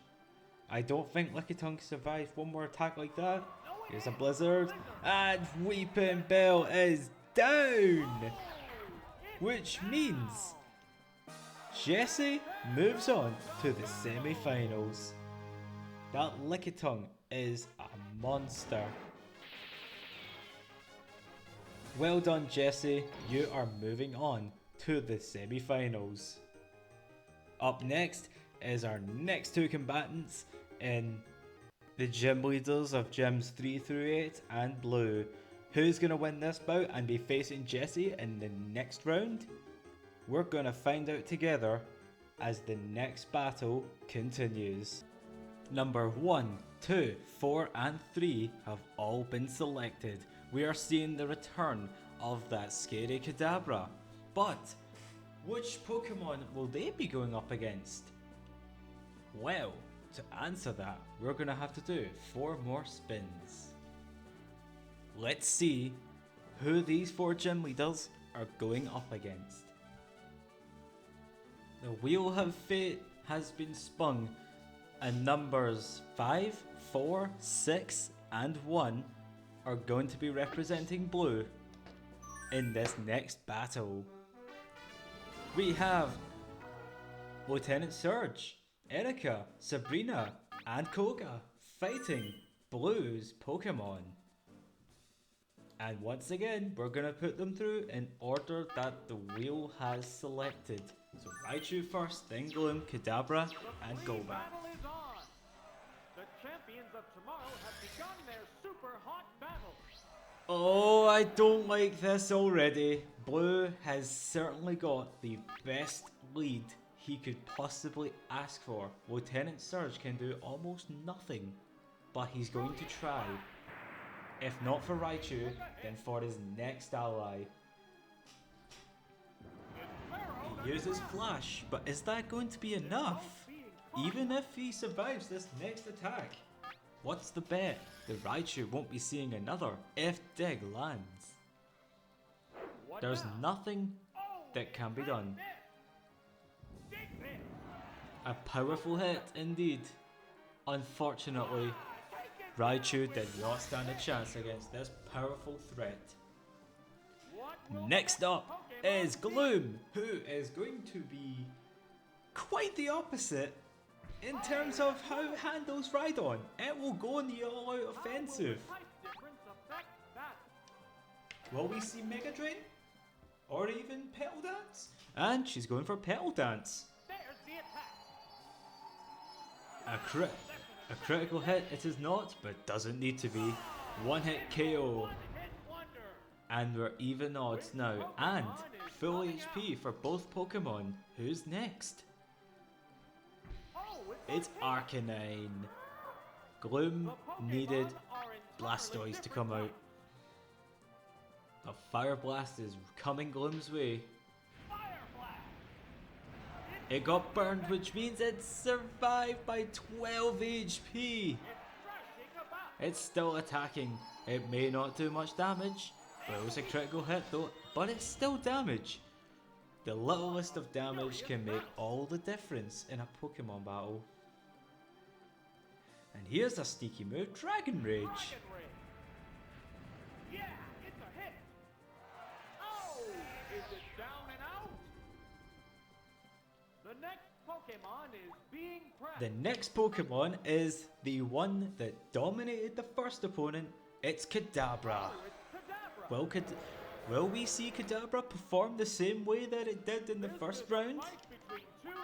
We shall see. Is it faster? It's still faster. That was a big hit, but not enough to take down Arcanine. That was a powerful hit. Kadabra's defenses may not be great, but they were still high enough for it to survive. Kadabra can't afford to make any wrong decisions. It's going for Psychic again. Takes down Arcanine. This Kadabra is undefeatable. The next Pokemon will most likely be slower than Kadabra. But even so, Kadabra isn't guaranteed victory. Here's Exeggutor with one physical move we've seen in the past. However, these are level 50s, so that means there could be different moves altogether. Not very effective, but it's still flinched. Here's an Egg Bomb, which took down the Kadabra. A threat indeed. Gone. However, they're not out of the clear yet. There's still one more Pokemon. Though weak to Exeggutor, Exeggutor itself is also weak to Golbat.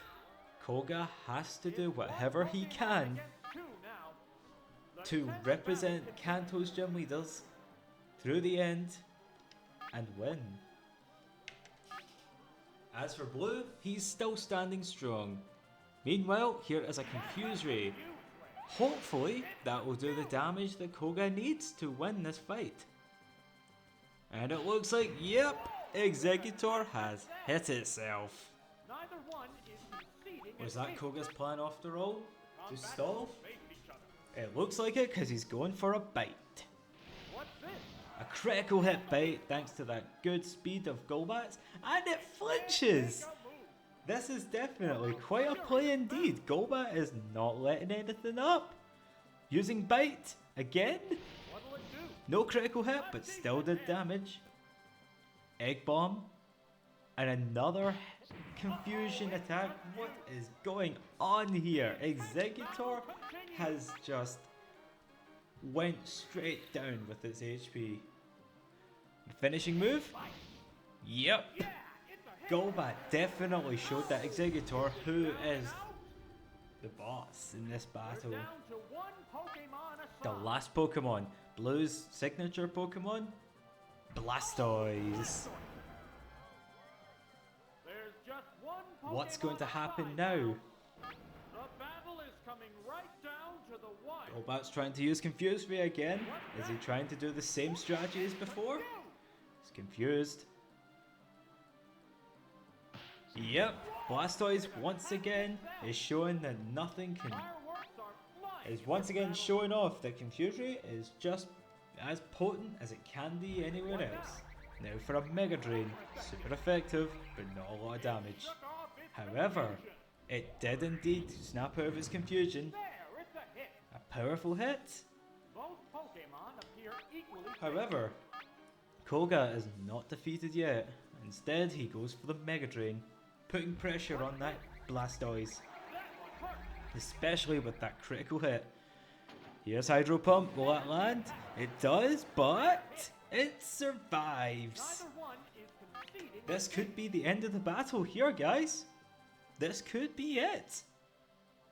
Wow, Mega Drain. Wow. Blastoise just barely hung in there with one last Hydro Pump. Unfortunately missing. This is truly the end of Blastoise. Blue's run looks like is about to come to an end. With one last bite, the gym leaders move on.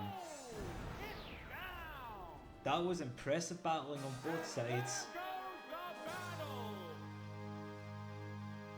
but that was it. Blue put up a good fight, and it could have went either way. But in the end, the gym leaders still proved to us that they are indeed Kanto's strongest for a reason. And with that, the gym leaders move on to the semi-finals. Jessie will prove that she has to be the one to be gym leader number 8 like she did before for that one battle. But up next is the Pokemon League versus the Orange Island gym leaders and Drake. Let's see who's going to win in the battle of the strongest. Okay, so with 5 battles left of the entire series, let's waste no more time and picking out which Pokemon are going to be battling for the Pokemon League based on the games first and foremost. So, our first number is going to be number 2. So that will be Bruno's Machamp. A powerful Pokemon indeed. Thankfully with no guard. So that is both a double-edged blade for Machamp and everyone else, and also, well, just something that would have made this battle a little more different. And we've got number 4, which will be Lance's Dragonite as well. We've already got a formidable team for the Pokemon League.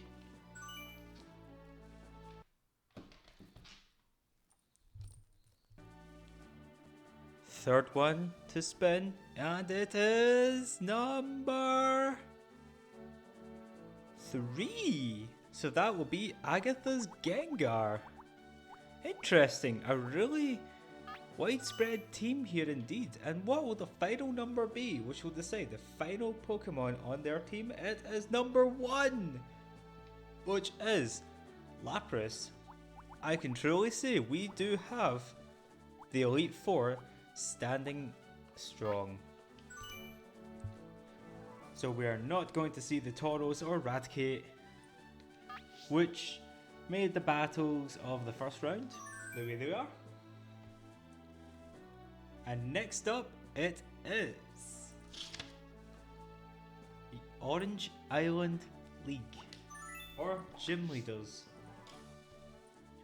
So we're going to do the same as before, spin the wheel and see which 4 numbers are picked. So the first Pokemon is going to be number 5, which is Marowak, one of the Pokemon used in the double battle featured in the 4th and final Orange Island Gym.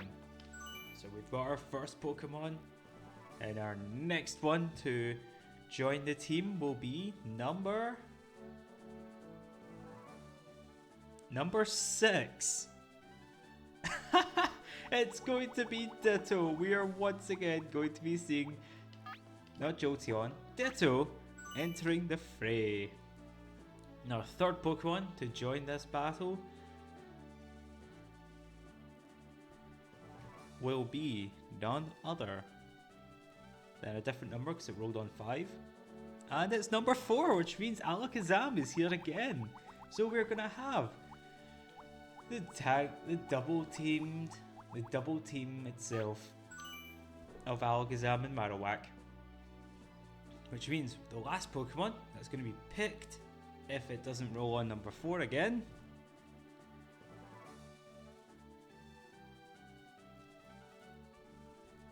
and then it's number 6.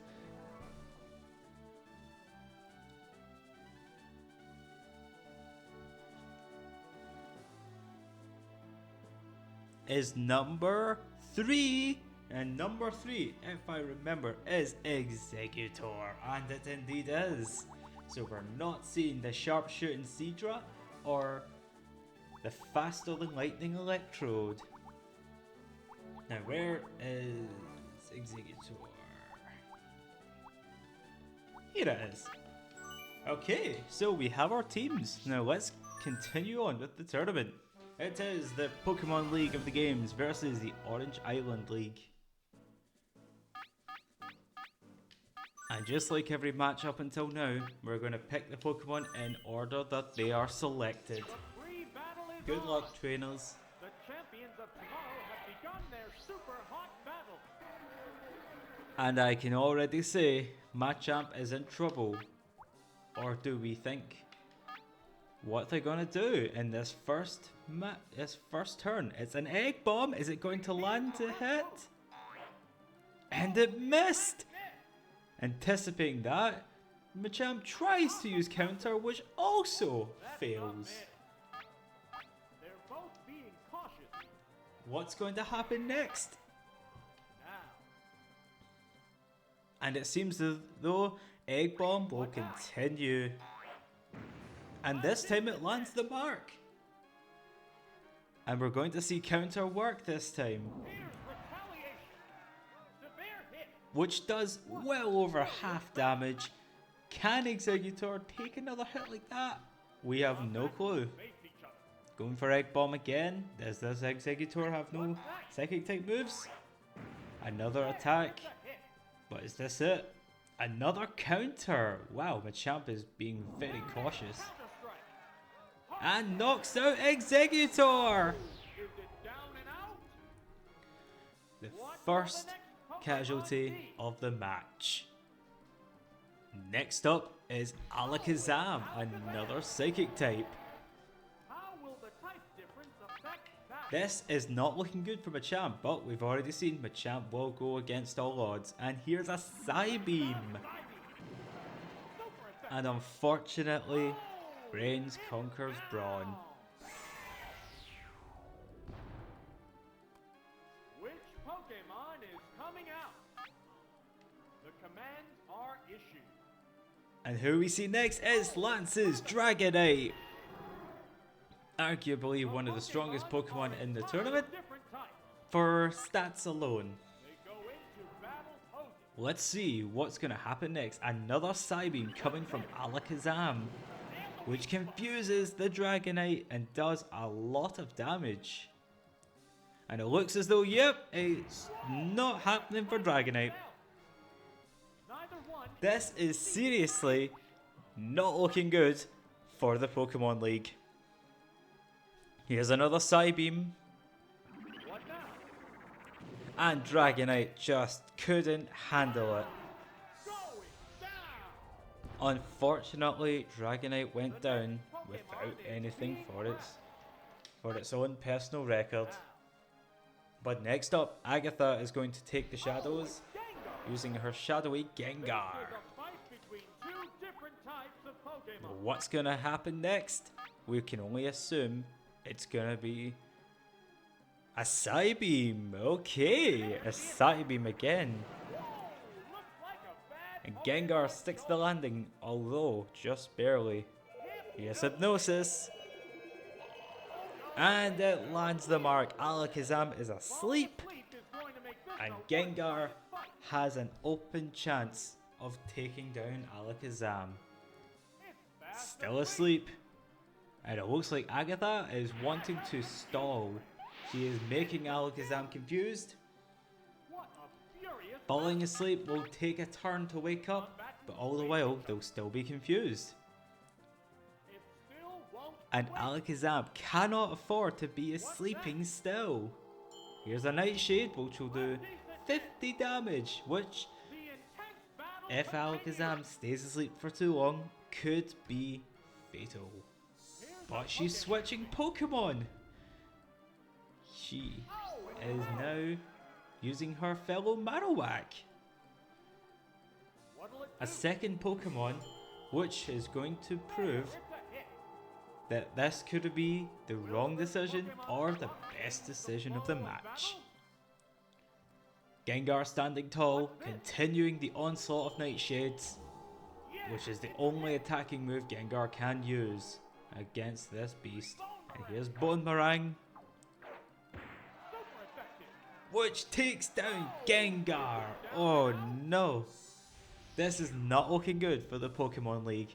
With only one Pokemon left against 3, this is not looking good. However, 2 Pokemon are badly damaged, one being asleep, and one we haven't even seen battle yet. Only one Pokemon against 3. The battle has begun. How will Lapras respond? He's going first and he's using Ice Beam. It's gonna be a big hit and Marowak couldn't handle it. And it's down. What will the next This could Pokemon be the Lapras who decides to win it all. Oh, it's Ditto. And our final Pokemon of the Orange Island League is Drake's Ditto. Interesting. Combatants are making sparks Who's fly. going first? Lapras is going first, which is not a good sign. Severe hit. Ditto will eat the damage and transform. Wow, it transformed. We are once again seeing double as there are 2 Lapras on the field. The real Lapras is going first with a body slam, interestingly enough, and it now paralyzes Ditto. How will they respond? They can't. They are fully paralyzed. What a furious battle. And I think I see another body slam coming. Yes, we do. Body slam. Knocking out the Lapras imposter. Wow. Going down. Ditto tried, but couldn't do anything apart from Down to one looking Pokemon cute. aside. And the last Pokemon is not going to do the Orange Island League any favors. It is asleep. Asleep on the job. There's just one Pokemon aside now. But they wake up. If they can survive this attack, they can fight back. It woke up. Harsh blow.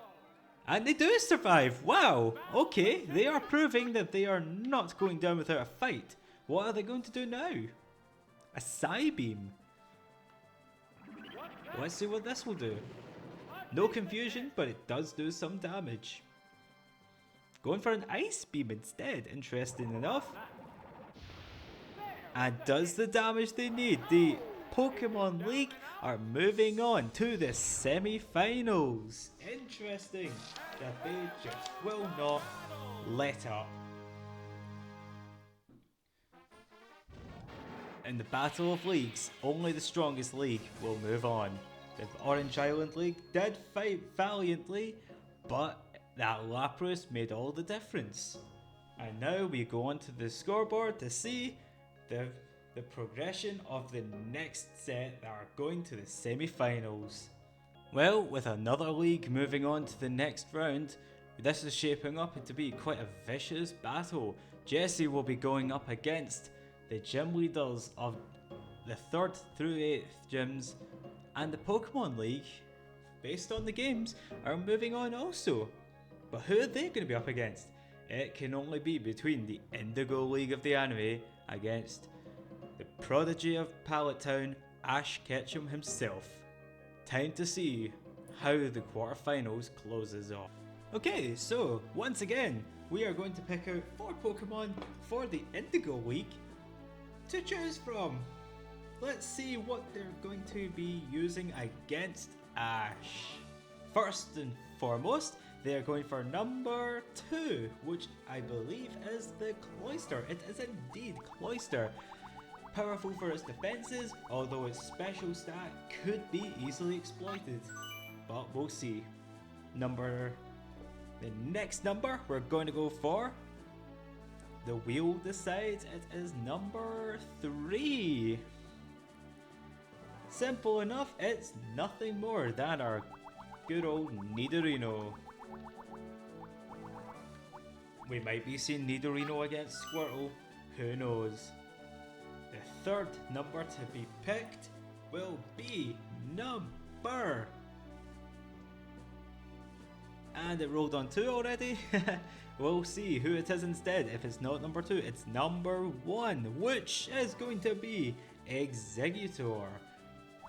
I don't know how many times we've seen Exeggutor in this tournament, but I can assure you, unless they lose now, we're not going to see the last of the Exeggutor. But the final number that's going to be picked is rolling on number 1, so we're not going to go over that. It's either Bellsprout, Pikachu, or Ivysaur. And looks like it's number 6, which is the Ivysaur who won the league in the anime. But will they win this tournament? We don't know yet. We're going to see who these 4 Pokemon are going to be up against. Now, we have got to move on to Ash's team. Let's see what the wheel says. First off is number 4, which is going to be the Bulbasaur that won the last it won the last round. Honestly, this Bulbasaur, we've got high hopes for this Bulbasaur. We're just gonna see if it's gonna be misplaced or not. Next off is his Pikachu. We can't have an Ash battle without his Pikachu, and if we do, then it's quite a crazy situation. Anyways, next up is number 3, which will be his Tauros. A powerful addition and one of the strongest Pokemon in Kanto in terms of competitiveness. We're gonna see if this Tauros will be performing as well as everyone hypes up. So the final Pokemon that Ash is going to be using, I believe, yep, we've had number 4 already. So number 5, it is number 5, and it's Squirtle. We might see Squirtle against Nidorino. We just might get a recreation of a battle that we only got to see half of. But anyways, this is Ash's team. Ash's Pokemon have proven time and time again that they can defy all odds and beat the strongest of Pokemon without evolving. And speaking of evolution, it's interesting we say that because we have Bulbasaur and Ivysaur competing today. Time to see if evolution will indeed be the solution, or if Bulbasaur should just stay the way it is for sure. Cloyster against Pikachu to start off the round. This is not looking good already for Cloyster, but we'll see how this goes. Pikachu oddly using Seismic Toss and not using a move which would probably take out Cloyster. But here's an Ice Beam with a critical hit. That is going to hurt and Pikachu goes down. If Pikachu had used Thunderbolt, This is a this could have turned out wild very ride differently. from the But who's next? It's the Bulbasaur who conquered the last How will round. the type difference affect that? Let's see if Bulbasaur can repeat the feat. Ice Beam. Nope, not this time. Critical hit, super effective. Unfortunately, I think this Cloyster is just going to be too strong for Ash's team. In the anime, that would never be a problem, but in here, it's about stats. Squirtle's next, Furious battle. and it seems as though this Squirtle is going to give Cloyster a little bit of difficulty. So they're going for a Spike Cannon. What now? A critical hit! Wow, this Cloyster is not slowing down. But Squirtle What's that? is using Surf, The attack which wasn't doesn't effective. do the least amount of damage, Number one, honestly. you're conceding an inch. It does some damage, so that's not too bad. And here's an Ice Beam again. What's this? It didn't do Squirtle much damage. easily handles that Ice Beam. What'll it do? That was weak. Another move The intense wasted battle as the continues. battle continues. Let's see what happens next. Another Ice Beam. This Cloyster has found its niche move. But Squirtle is frozen solid. It's frozen. No, frozen. this Squirtle is just There's no not having fighting a back good while day. you're frozen. Normally, this would count as a defeat, in the anime at least. But here, this is all about the HP going down to 0. And unfortunately, Squirtle is There's a down. distinct difference in the number of remaining Pokemon. And the final Pokemon is his Tauros. Carl, Will Tauros make all the difference? Or is Tauros going to succumb to the Ice Beam Spike Cannon strategy? A double edge. Okay, this will be a powerful hit. double edge. Takes down the Cloyster at last. Finally taken down. It seems as though Cloyster There's just a difference ran in out the of number steam. of reserve Pokemon. Next up is the Nidorino. So we did not get our Squirtle Nidorino rematch. Nidorino. The remaining Pokemon count is 3-1. Ironically, both of these Pokemon can be found in the Safari Zone. Combatants face each other. Let's see if this stab double edge is going to take out Nidorino. Big hit indeed, but Nidorino continues to hang in there and unleash the power of Thunder. What's that? Oh, the Only attack for missed. it to miss! What is going on here? It misses? Or he misses? How's that? Yeah, it's a And hit. unfortunately, Nidorino goes down to Tauros' double edge. Now, what will the next The next Pokemon be? is going to have to stand up against Tauros if it wants to succeed. Oh, it's Executor. Executor The is remaining here. Pokemon stock is 2-1. The combatants are Executor making needs to set up as +5. much as possible for its ally to succeed. Vigorous attack. A decent hit. A decent amount of damage, but Tauros is still taking damage on it of its own. Leaf Seed. There, it's a hit. And with Tauros now seeded, that it's only a matter of time before Tauros goes down. And another double edge. Tauros has just found its niche move. And a critical hit, and the Executor goes down! Down and out.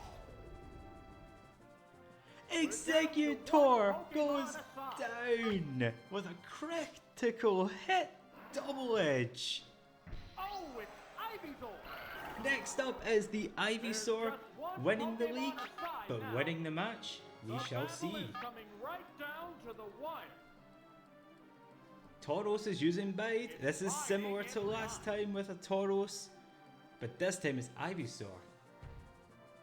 It's Sleep Power. And Tauros goes to sleep. Falling asleep is going to make this a one-sided It's only a matter of time. The Leech Seed is going to take its toll.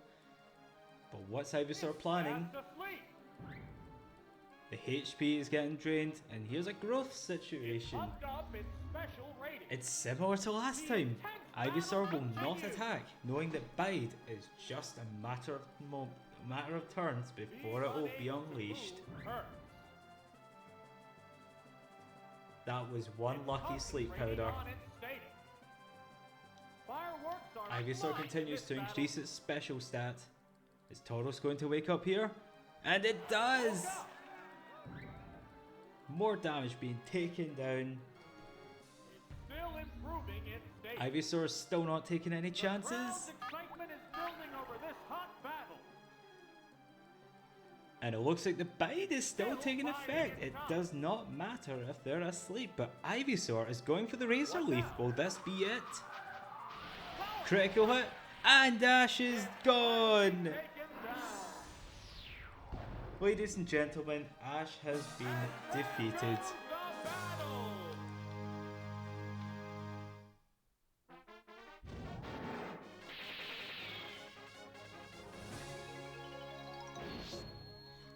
Okay, try that down there. But ladies and gentlemen, Ash's Tauros put up a good fight, but it just succumbed to the combination of growth and leech seed. Ivysaur truly did prove that it can win any battle if it just tries. It goes to show that the same strategy can work twice. Let's see the leaderboards. Unfortunately, Pallet Town's Prodigy has been defeated, but he put up a pretty good fight with his Tauros, once again proving that Tauros is a Gen 1 threat. Now we have our semi-finalists. It is Jesse of Team Rocket, the gym leaders of 3 through 8, the Pokemon League, and the Indigo League. We have a lot of leagues and representations going on here in this tournament. Now let's see how the semi-finals goes as Jesse and the gym leaders prepare for their next battle. While we are setting up for the semi-final matches, the rules are going to change slightly here.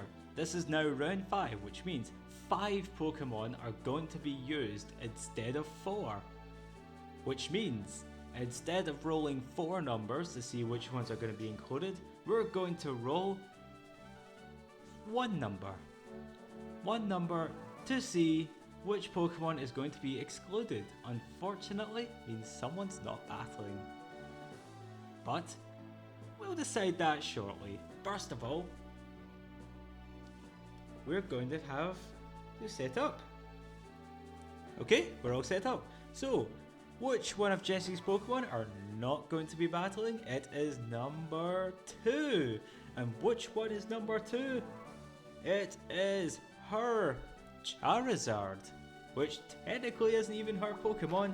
She used it in one episode, but you'll probably get tired of me saying that.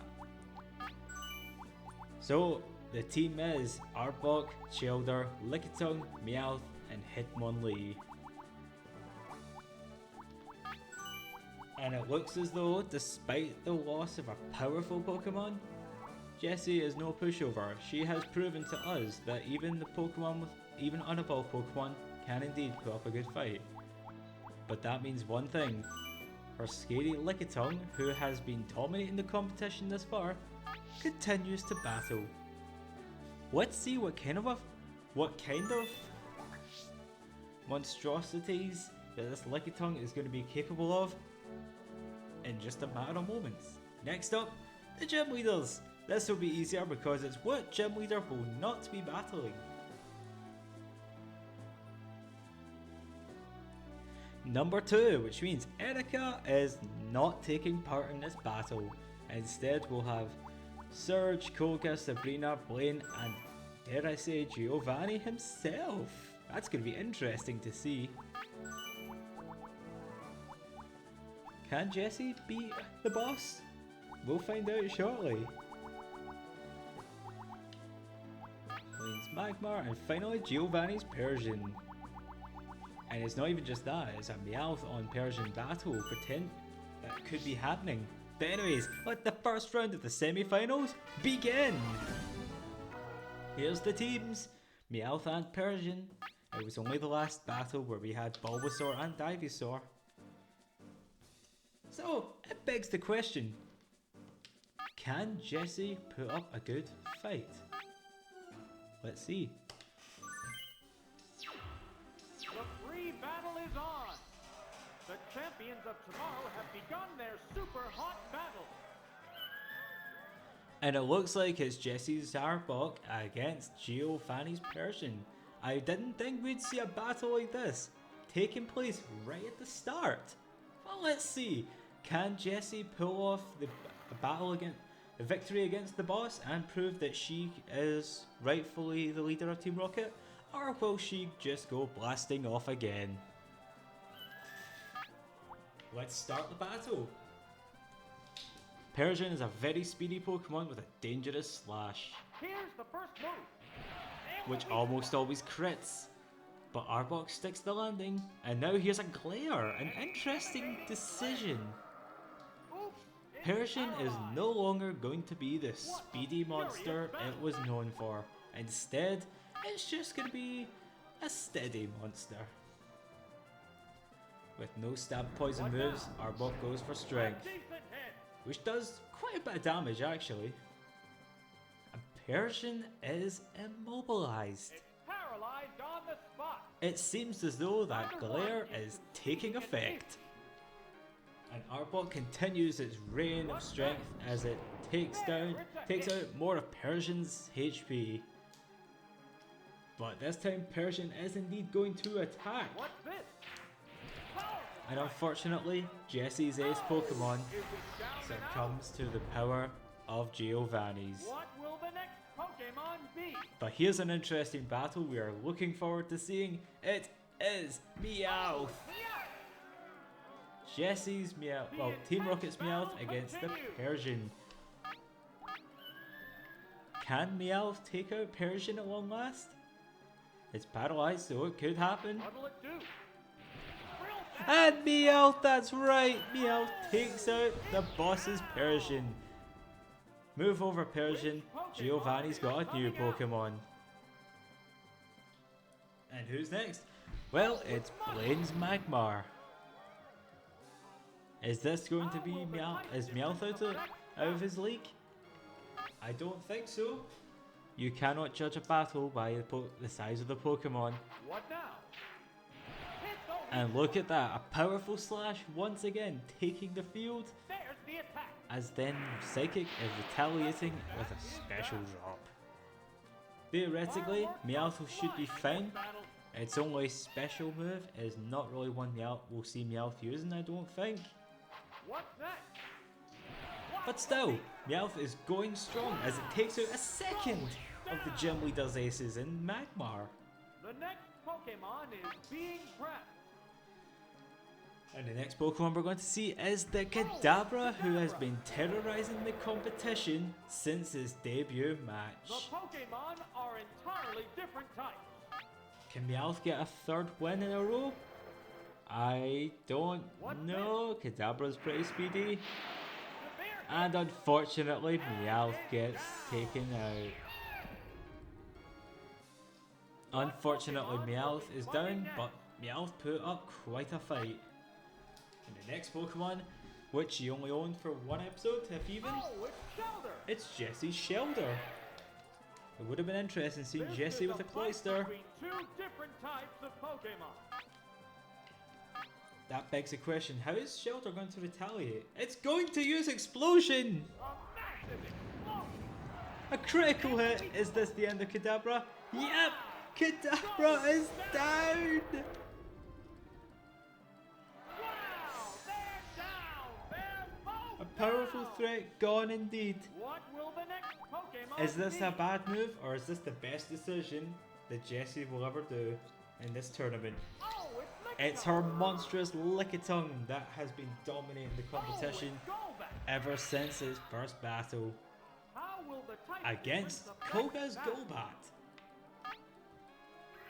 Let's see how these two fight. Both of them not shy about showing their tongues, but hey, one's got tongue in the name and the other one's just a bat. Oh no, the thunder missed. That was not good. Lickitung needs to make up for that lost bit of damage. What now? And a critical bite once again takes place as Lickitung doesn't flinch. There's the attack. Ah, another miss! Lickitung, what are you doing? Are you trying to throw Golbat off course? Because it seems to be working. What's next? There, it's a hit. Another Thunder, perhaps? No, Blizzard this time. Trying to freeze Golbat in its tracks, and it works! Golbat is frozen solid!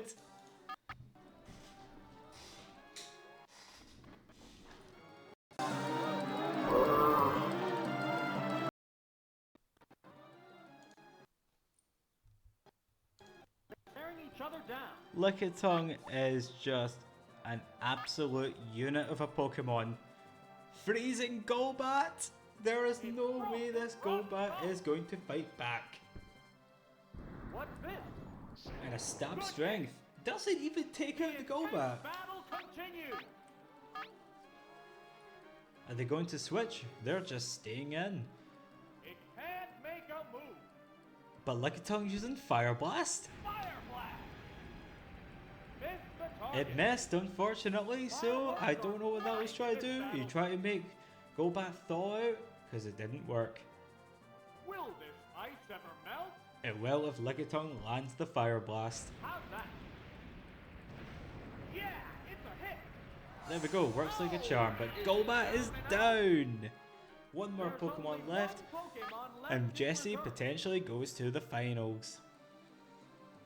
Oh, Raichu. Raichu is here and is making its The presence remaining clear Pokemon stock is by to the showing left. it is not afraid Tense battle of the continues. blizzard. Raichu using the thunder, this one will be stabbed, so will it hit? And it misses! Lickitung going for blizzard again, hoping for another freeze. And not even close. The damage was not even good. Unfortunately, Lickitung has to think of another plan. Here's Thunder again, There it goes. Oops, and that's another a miss. Thunder is just not doing What now? its job in this There, battle. it's a hit. That was a powerful hit. If Lickitung lands one more hit like that, Jessie moves on to the finals. But Lieutenant Surge is not giving up that easy. Savage attack. And he lands the mark, and Lickitung is down! We take him down. Lickitung has tried its best. We're down to one Pokemon aside. Lickitung has done such a good job throughout this Oh, tournament. Hitmonlee. But here we go, the Kicking Fiend, There's just the one Pokemon that Jessie aside managed to now. steal. But The unfortunately, battle is coming right down to Hitmonlee's the wire. Seismic Toss won't do the damage, so she'll have to think of another move. How's that? Thunder is landing the hit, and Hitmonlee survives with 6 HP, and Good hit. it takes out Raichu! It's Wow! Hitmonlee is not kidding around. Ladies and gentlemen, the gym leaders have all fallen. Meowth, Lickitung, Shelder, and also the Hitmonlee did really well, and Arbok helped with its glare. But Jessie is not blasting off just yet, she's only going to the top.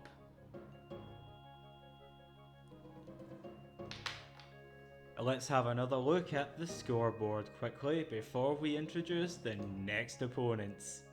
We have our first finalist. Jessie has taken out the gym leaders. Who knows if Erica would have made all the difference.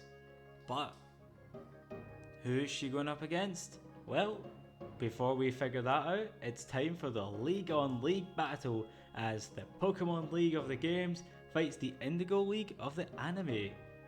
This will be one battle to remember. Okay, starting off with the Pokemon League. What number is it that's going to be excluded? It's number 3, which I believe is Agatha's Gengar. Yes, it is. This is going to be quite a blow to the team.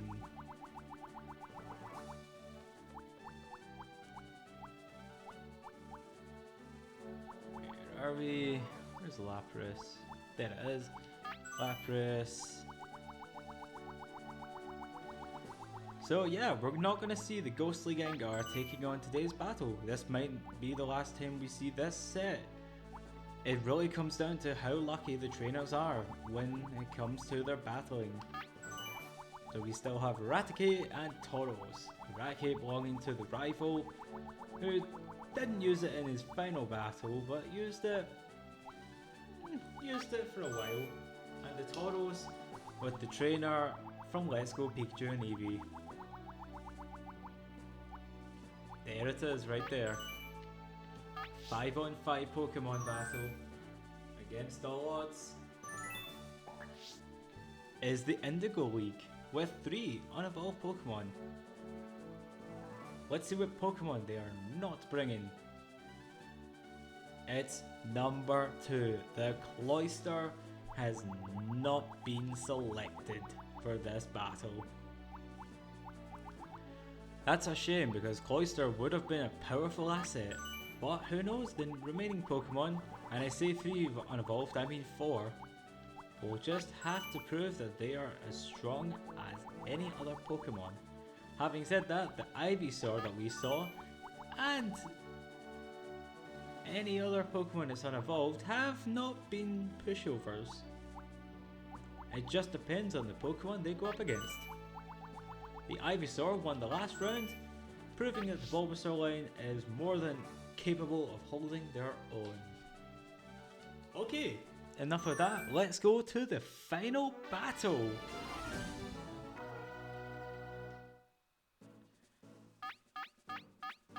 It is Lapras, Machamp, Dragonite, Raichu, Raticate, and Tauros. Still thinking of the last battle. Let's go. The free battle is on. The champions of tomorrow have begun their super hot battle. Lapras on Exeggutor. Interesting. This is the conclusion of the semi-finals. And to start off with, we're going for a Body Slam and not an Ice Beam, which does nothing. Egg Bomb. We remember seeing Egg Bomb before against Machamp. But this Pokemon is not going to use Counter. Furious battle. Now, Here's that Ice Beam that we've been expecting. Does a lot of damage, but not enough to secure the victory. what now? There A powerful Egg Bomb lands its mark this time, but it looks as though Lapras could take more. combatants face each other. Lapras going for the Body Slam instead of the Ice Beam, and how's this going to do? A Paralysis, and Exeggutor hangs on by a leaf, Paralyzed on the but spot. is fully paralyzed. There's a big This is difference in not good HP. for Exeggutor. The commands are issued. And Lapras is taking its time by charging up a Solar Beam, to which Exeggutor can't do anything One against. still raring to go, but the opponent appears beat. Solar Beam. Yeah. Lorelei is just not playing around. Is it down and out? Exeggutor is down. What will the next Pokemon be? Oh, it's Ivysaur. How will the type difference affect that? We know this Ivysaur. This Ivysaur is the winner of the last round that was up, and but it's going faster and has landed a super effective critical hit. That was a powerful move indeed, and Lapras proceeds to use Body Slam, What will it do? A which decent hit. does not a lot of damage actually. What a furious battle! What's their plan next? We can't tell as Ivysaur is using Razor Leaf. Flurry. Whoa, that's Lapras goes down. finally taken down. Lapras is no longer taking this fight Which on. Pokemon Next is up coming is out? going to be the Machamp. Oh, it's Machamp! The Pokemon are entirely different types. The last time we saw Machamp, it was battle of counter and egg bomb. What now? But not this time. Another critical hit. That one was hurting Machamp. Here's for a strength, What's next?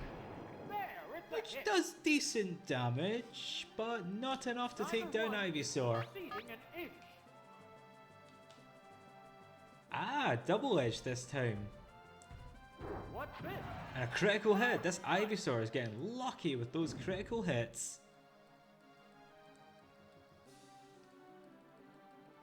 And a show of strength, taking down the Ivysaur. One may wonder if Razor Leaf would have done the job. The next Pokemon is being prepped.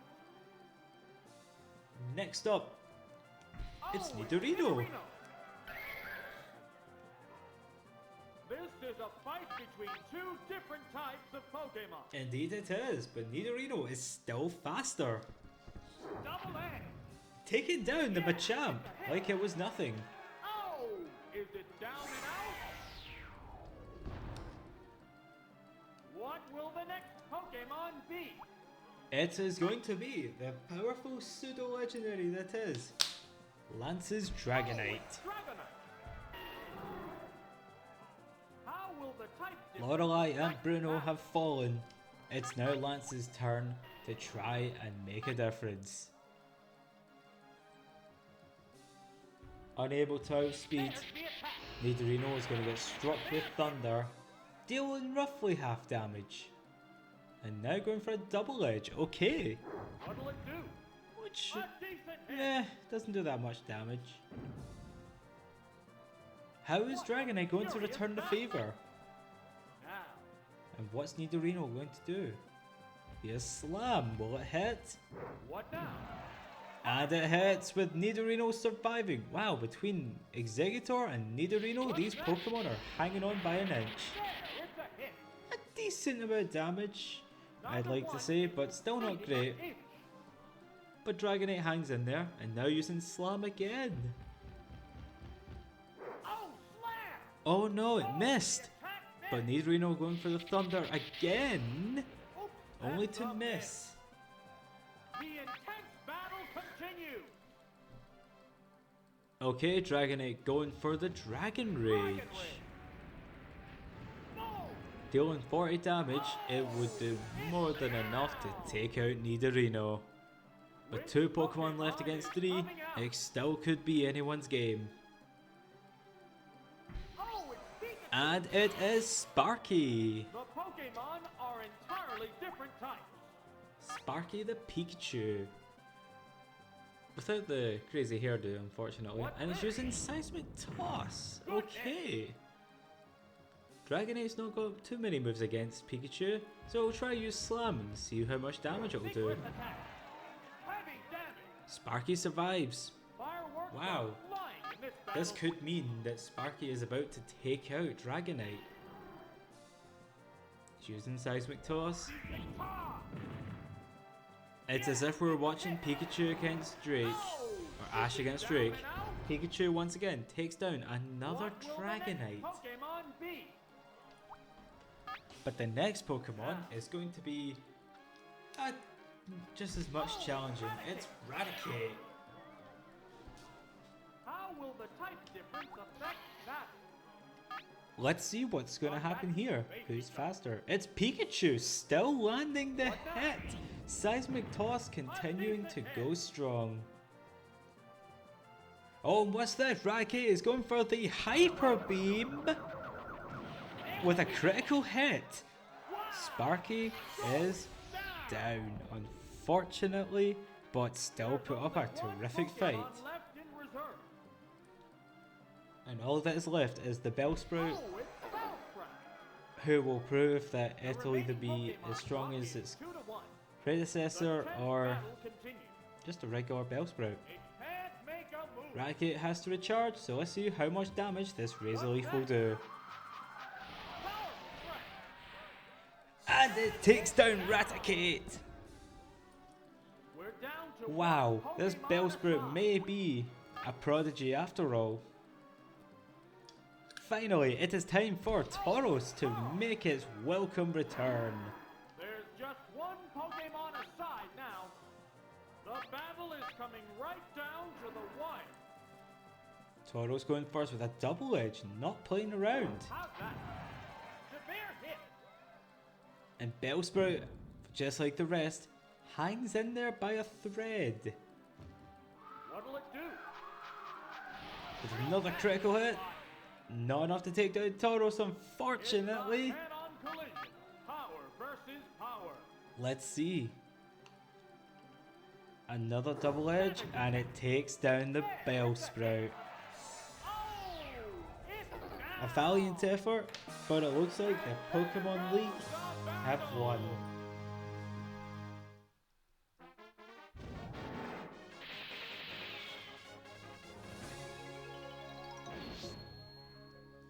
I must say, that was quite a good show for the Anime League, the Indigo League. Executor and Ivysaur really were showing that grass types can do anything, and then Bellsprout almost taking out the Tauros. It's crazy to think how strong some of these Pokemon can be. But enough about that. Let's go on and see how the battle has shifted the leaderboard. Well, guys, we have our finalists. We have seen so many battles.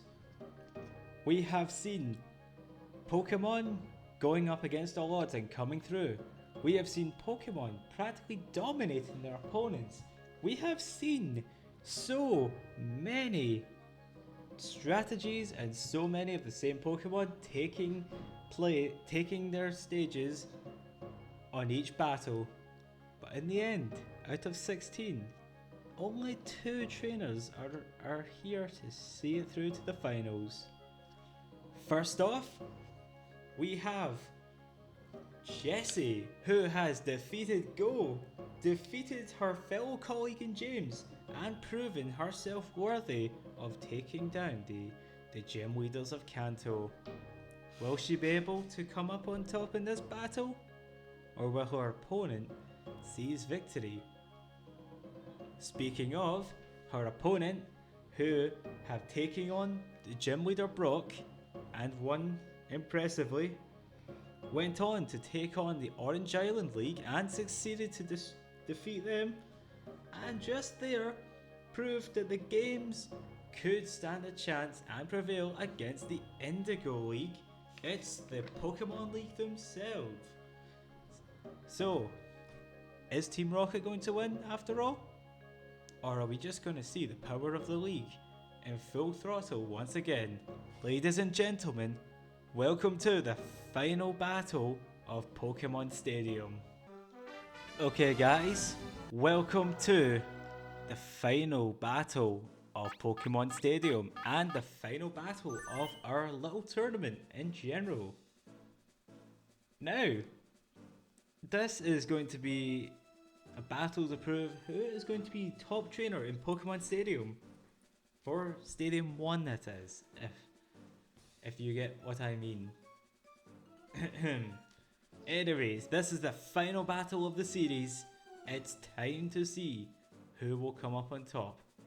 Now I think, after the way it's proven itself, Lickitung has to go first. And then Shellder, because Shellder has just... its only battle has been pretty explosive, shall we say. We'll go for the Charizard and Hitmonlee, because those are Pokemon that aren't actually hers, but they're still strong enough. Meowth, because Meowth is super, well, proud for the fact that it did really well in the last round. And finally, Jessie's signature Arbok. Ladies and gentlemen, let the final battle begin. The free battle is on. The champions of tomorrow have begun their super hot battle. Okay, so in spite of Lickitung's impressive feat during this tournament. I'm not sure if Lickitung can be considered safe against Machamp, but we'll see. Here's the first move.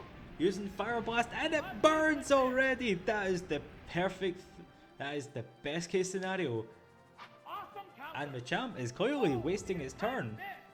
Lickitung has burned Machamp, which means its physical attack is not going to do anything.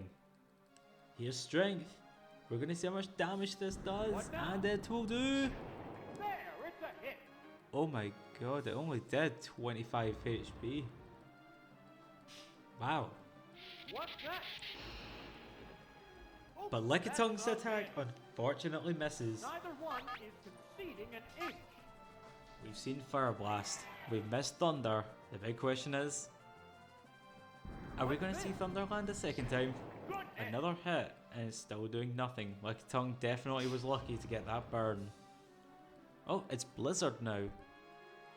What'll it do? Yeah. Unfortunately for Machamp, it's not going to cool down the burn. Instead, Lickitung is just going to continue its onslaught. Another show of strength. What now? Oh! Now getting Lickitung in the yellow. And it's time for Lickitung to show off its strength. Right. That's a good hit. Machamp is Oh, gone. Is it down and out? That burn really did slow it down. What will the next Pokemon be? Honestly, this Lickitung is just proven Oh, to be a monster. And it's got a move against How will the Dragonite. fight Can it pull it different off? We're going to find out right now. Dragonite using Thunder. What's that? Now you want to finish it in one blow, and it misses! Here's the Blizzard that could spell doom for Dragonite. Whoa, Quite looks like effective, that Pokemon showed but just hangs in there by a thread. Dragonite is not giving up. combatants face each other. Going for Slam. Will this do the damage it needs? What's this? We don't know. It Oh, missed. attack missed. Lickitung is just proven again that it's just not hitting around. Oh, it's down. Dragonite goes down. There's a difference in the number of reserve Pokemon. Oh, it's Gengar. And look at that, it's Agatha's Gengar, who is here to avenge its fallen comrades by using Thunderbolt. Is it going for the paralysis? And it does! Lickitung is just hanging in there, but using its own What Thunder. now? A stronger attack by base power, but Furious battle. not by stats. Gengar has the upper hand here, going for Nightshade Nightshade. and taking down Lickitung. It's finally taken Well down. done, Lickitung.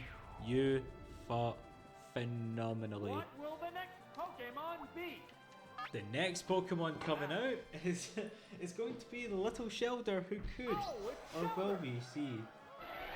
We'll see if the little Lickitung, the How little will the type Shelder difference affect can. that?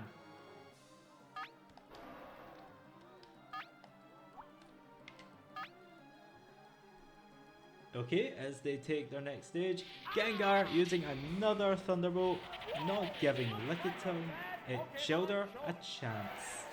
Wow, take it down with one hit. Yep, it looks as though Gengar is just not wanting Shelder to have its final spotlight. Combatants face each other. Oh, it's Charizard. Charizard is here, This is a fight between two different types and of Charizard Pokemon. is clear that it's not going to give up without a fight. What's next? Here's a Nightshade, There, it's a does quite a bit of damage. Wonder what their game is. Are they trying to just weaken it enough to use Both Thunderbolt? Pokemon appear equally fit.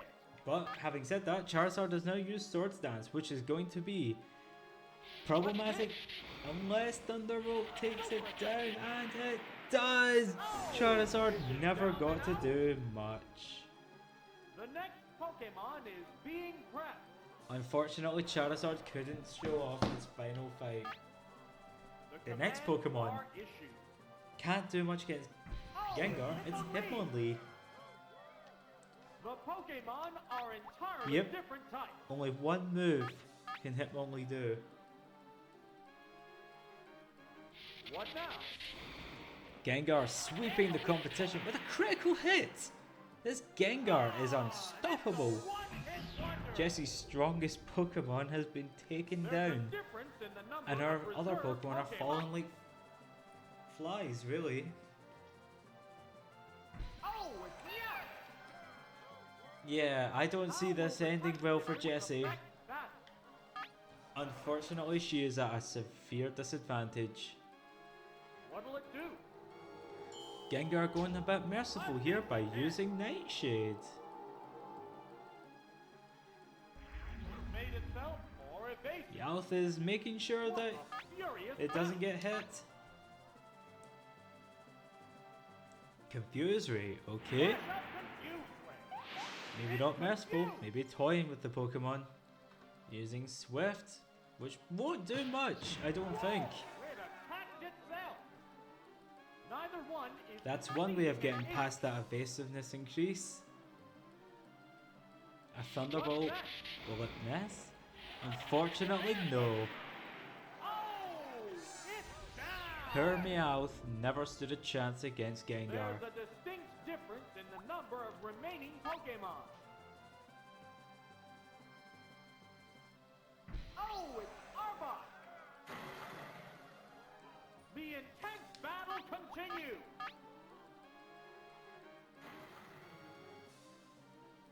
What's this? Another Confuse Ray, as Confused. Jessie's last Pokemon, her last stand, It's burrowed underground.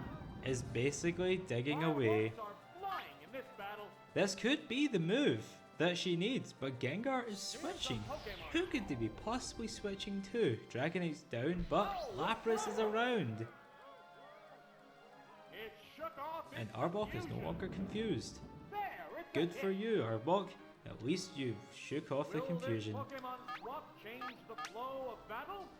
What's Arbok's next move? It's Glare! Okay. An intimidating Arbok has a glare. lot of work to do if it wants to win, and unfortunately, Glare doesn't work. There's the attack. Harsh blow. The crowd's excitement is building over this hot battle. So Arbok survived, trying for a second Glare. What now?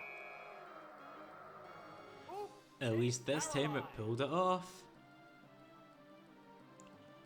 Ice Beam is going to hit. Heavy damage. And that is it for Arbok. Unfortunately, going down. And ladies and gentlemen, we have our victor. It is the Pokemon League of Red, Blue, Yellow, Fire Red, Leaf Green, Heart Gold, Soul Silver-ish. Nah, we'll not say that part. We have our winners, guys. Ladies and gentlemen, the winner is the Pokemon League.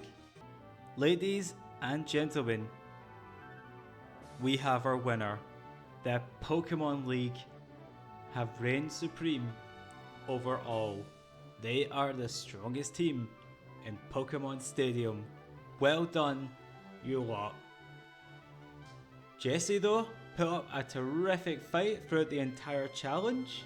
Her Lickitung was one of, if not the most impressive Pokemon in this battle system even. And I can safely say, the Pokemon League, well, if we do this again for Pokemon Stadium 2, they're definitely coming back. We need them to show that they can still defend their title. And of course, doing this a second time means new Pokemon, new strategies, possibly a new winner. Who knows? All I'm saying is that won't be for a long, long while. But before we end the series off, I think there's one more thing we can do to end it off in quite a high note. That's right. I'm talking Mewtwo. Time to see if this team can handle the power of Mewtwo. Doesn't matter the order. We're gonna see, win or lose, if this team can truly be called the best.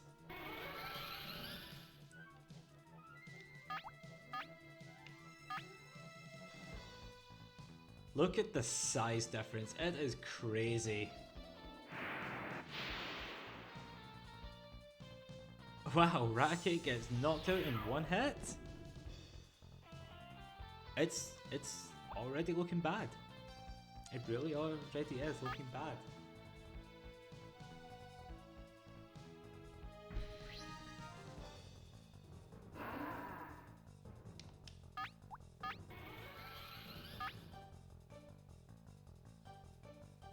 Another Psychic. It just seems as though Mewtwo is not kidding around. His special stats down, so at least Tauros can land a hit, if it hits this. Yeah, it landed the hit, but it wasn't like a big hit, unfortunately.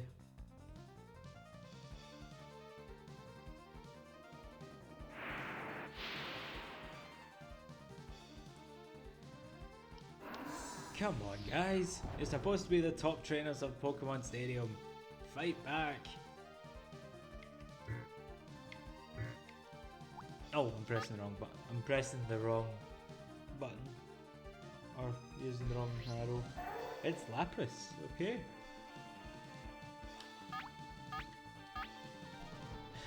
There's one way we can win this. And I would literally laugh my head off if it happened. Please let it happen. 10% chance.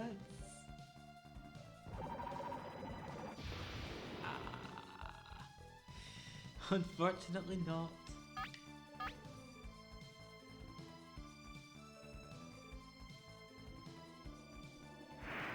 Yeah, with Mewtwo, you've got to have a really good team that can cover all of Mewtwo's shortcomings. Paralysis would only do so much because it knows rest. Weakening its special stats no good because it knows amnesia. There's no dark type, so you can't exploit that. And even if you bring a ground type, odds are Mewtwo will just destroy it with Psychic.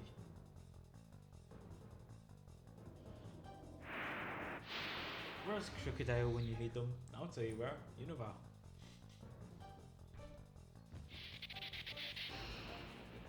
Oh no, you missed! That's not good, you can't miss.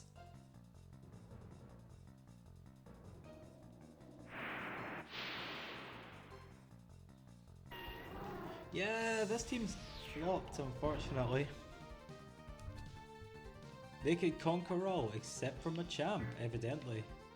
It's okay, cause it was just a test, just to see if they could handle it. Gengar!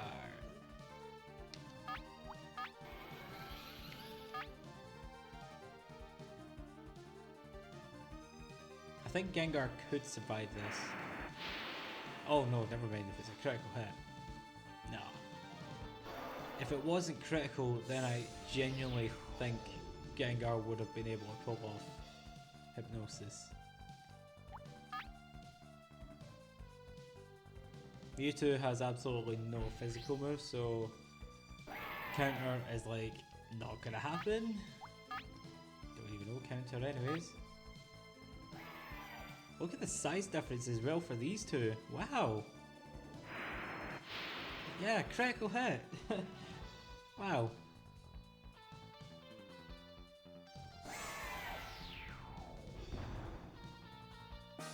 Sorry dudes, Mewtwo is just too strong for you. That's okay, we tried.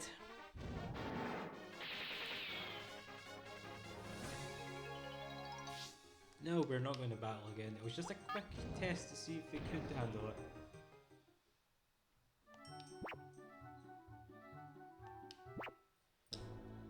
Okay, so that's it for Pokemon Stadium. It has been a series that I started 9 years ago, and I can truly say I feel, I don't know, I just feel kind of sad that it's finished, because